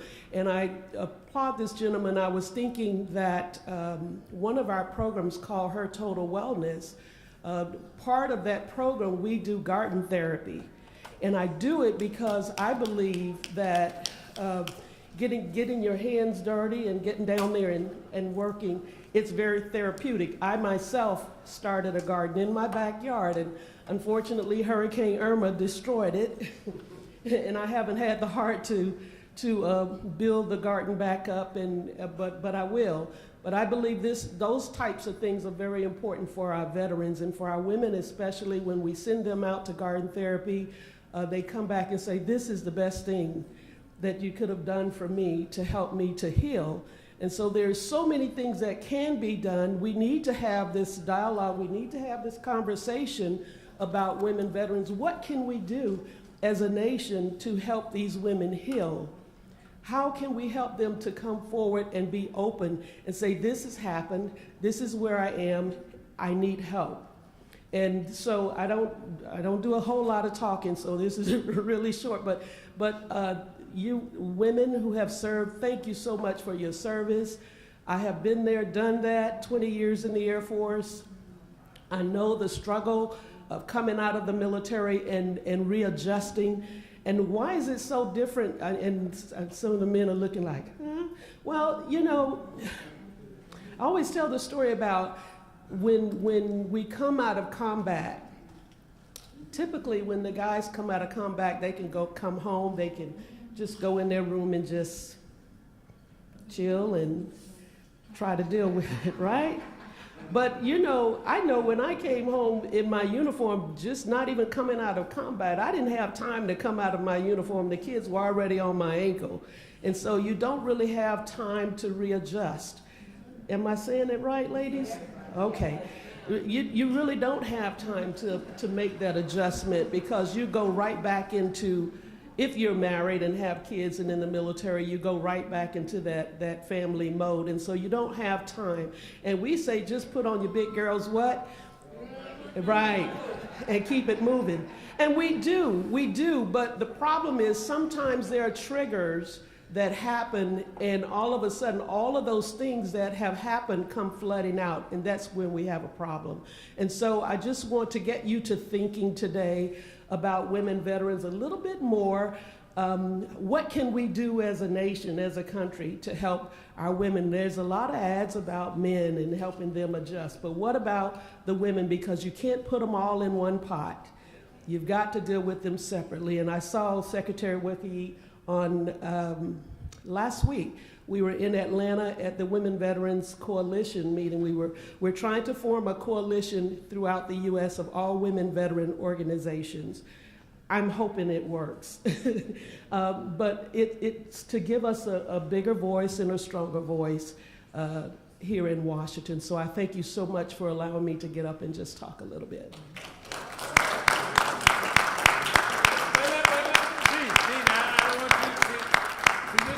This is how it works. Now, I didn't do 20 years in the service, but I do have accolades. I was the senior E3 in the Navy all 4 years. Right? So I know everything about E3s, E2s, E1s are just coming in. See, I don't know nothing about being a general or a colonel or none of that. But I'll accept, I think what I've heard is I'll accept a resolution from the floor to dedicate next year's Braintrust session forward to women veterans. Now, can I hear from the floor? I gotta hear. See, because if it's documented, I can take it back to Bishop and them and say, listen, this is what they want. And not Ron, it's not Ron. Okay, so can I hear a resolution from the floor? I move that we dedicate next year's Braintrust the 31st as women's veterans. Can we get a second and a third? Second and third, okay. So moved. Next year's Veterans Brain Trust will be dedicated to women veterans. Now to add, since I couldn't do this this year, we have scheduled a meeting a session for tomorrow at the Kennedy Recreation Center from 10:30 a.m. to noon on women veterans. I had to do it separate because they couldn't get any space here in the convention center, and as you've seen, it was no way to really focus totally, not that we're oblivious to it, right? So tomorrow from 10:30 in the morning to 12 noon at the Kennedy Recreational Center, we are doing a special session on women veterans, all right? Awesome. This evening, we have a reception from 6 to 10 o'clock in the Rayburn House office building in room 2043. I look forward to you all attending. And thank you so much. Okay. I got a hand there. Did you got? I'm just going to say, Dr. Hankins, ACC please put amendment on that. I want to make sure you cover female veterans benefits. Okay. All right. Covering female veterans benefits. Okay. And I'd like to take a picture of the women veterans. If you could come up front here and we could get a picture of y'all and see, I can. Okay. I want to first, before we go, Tony, could you please stand, please? This is Senator Tony Hill, who has been a great advocate for women veterans down in He looks familiar. Good to see you, Tony. He's been a great advocate for our women veterans down in Florida. He's connected now with Congressman Al Lawson. And I just want to let you know that they have been great advocates for our organization as well as the things that we're doing for women veterans. So I wanted to recognize him. We can do it down here, or you can come up if it's not. Miss McClinney, would you join this picture here? If you're a woman veteran, would you come on up? Yeah. Yes, sir.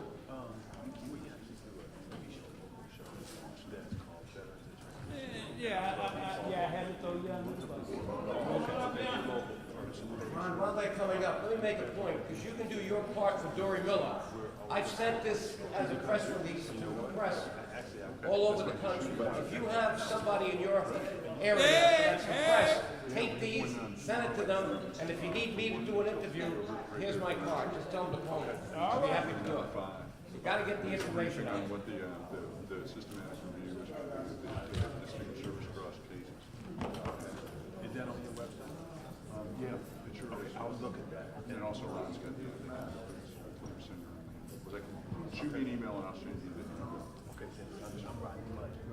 That's my pleasure. Okay, thank you.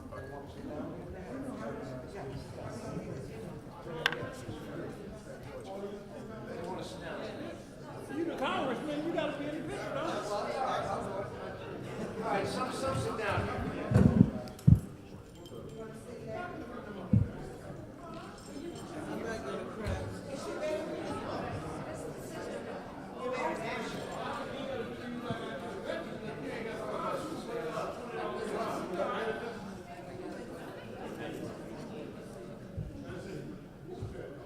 Somebody go take a picture with my camera?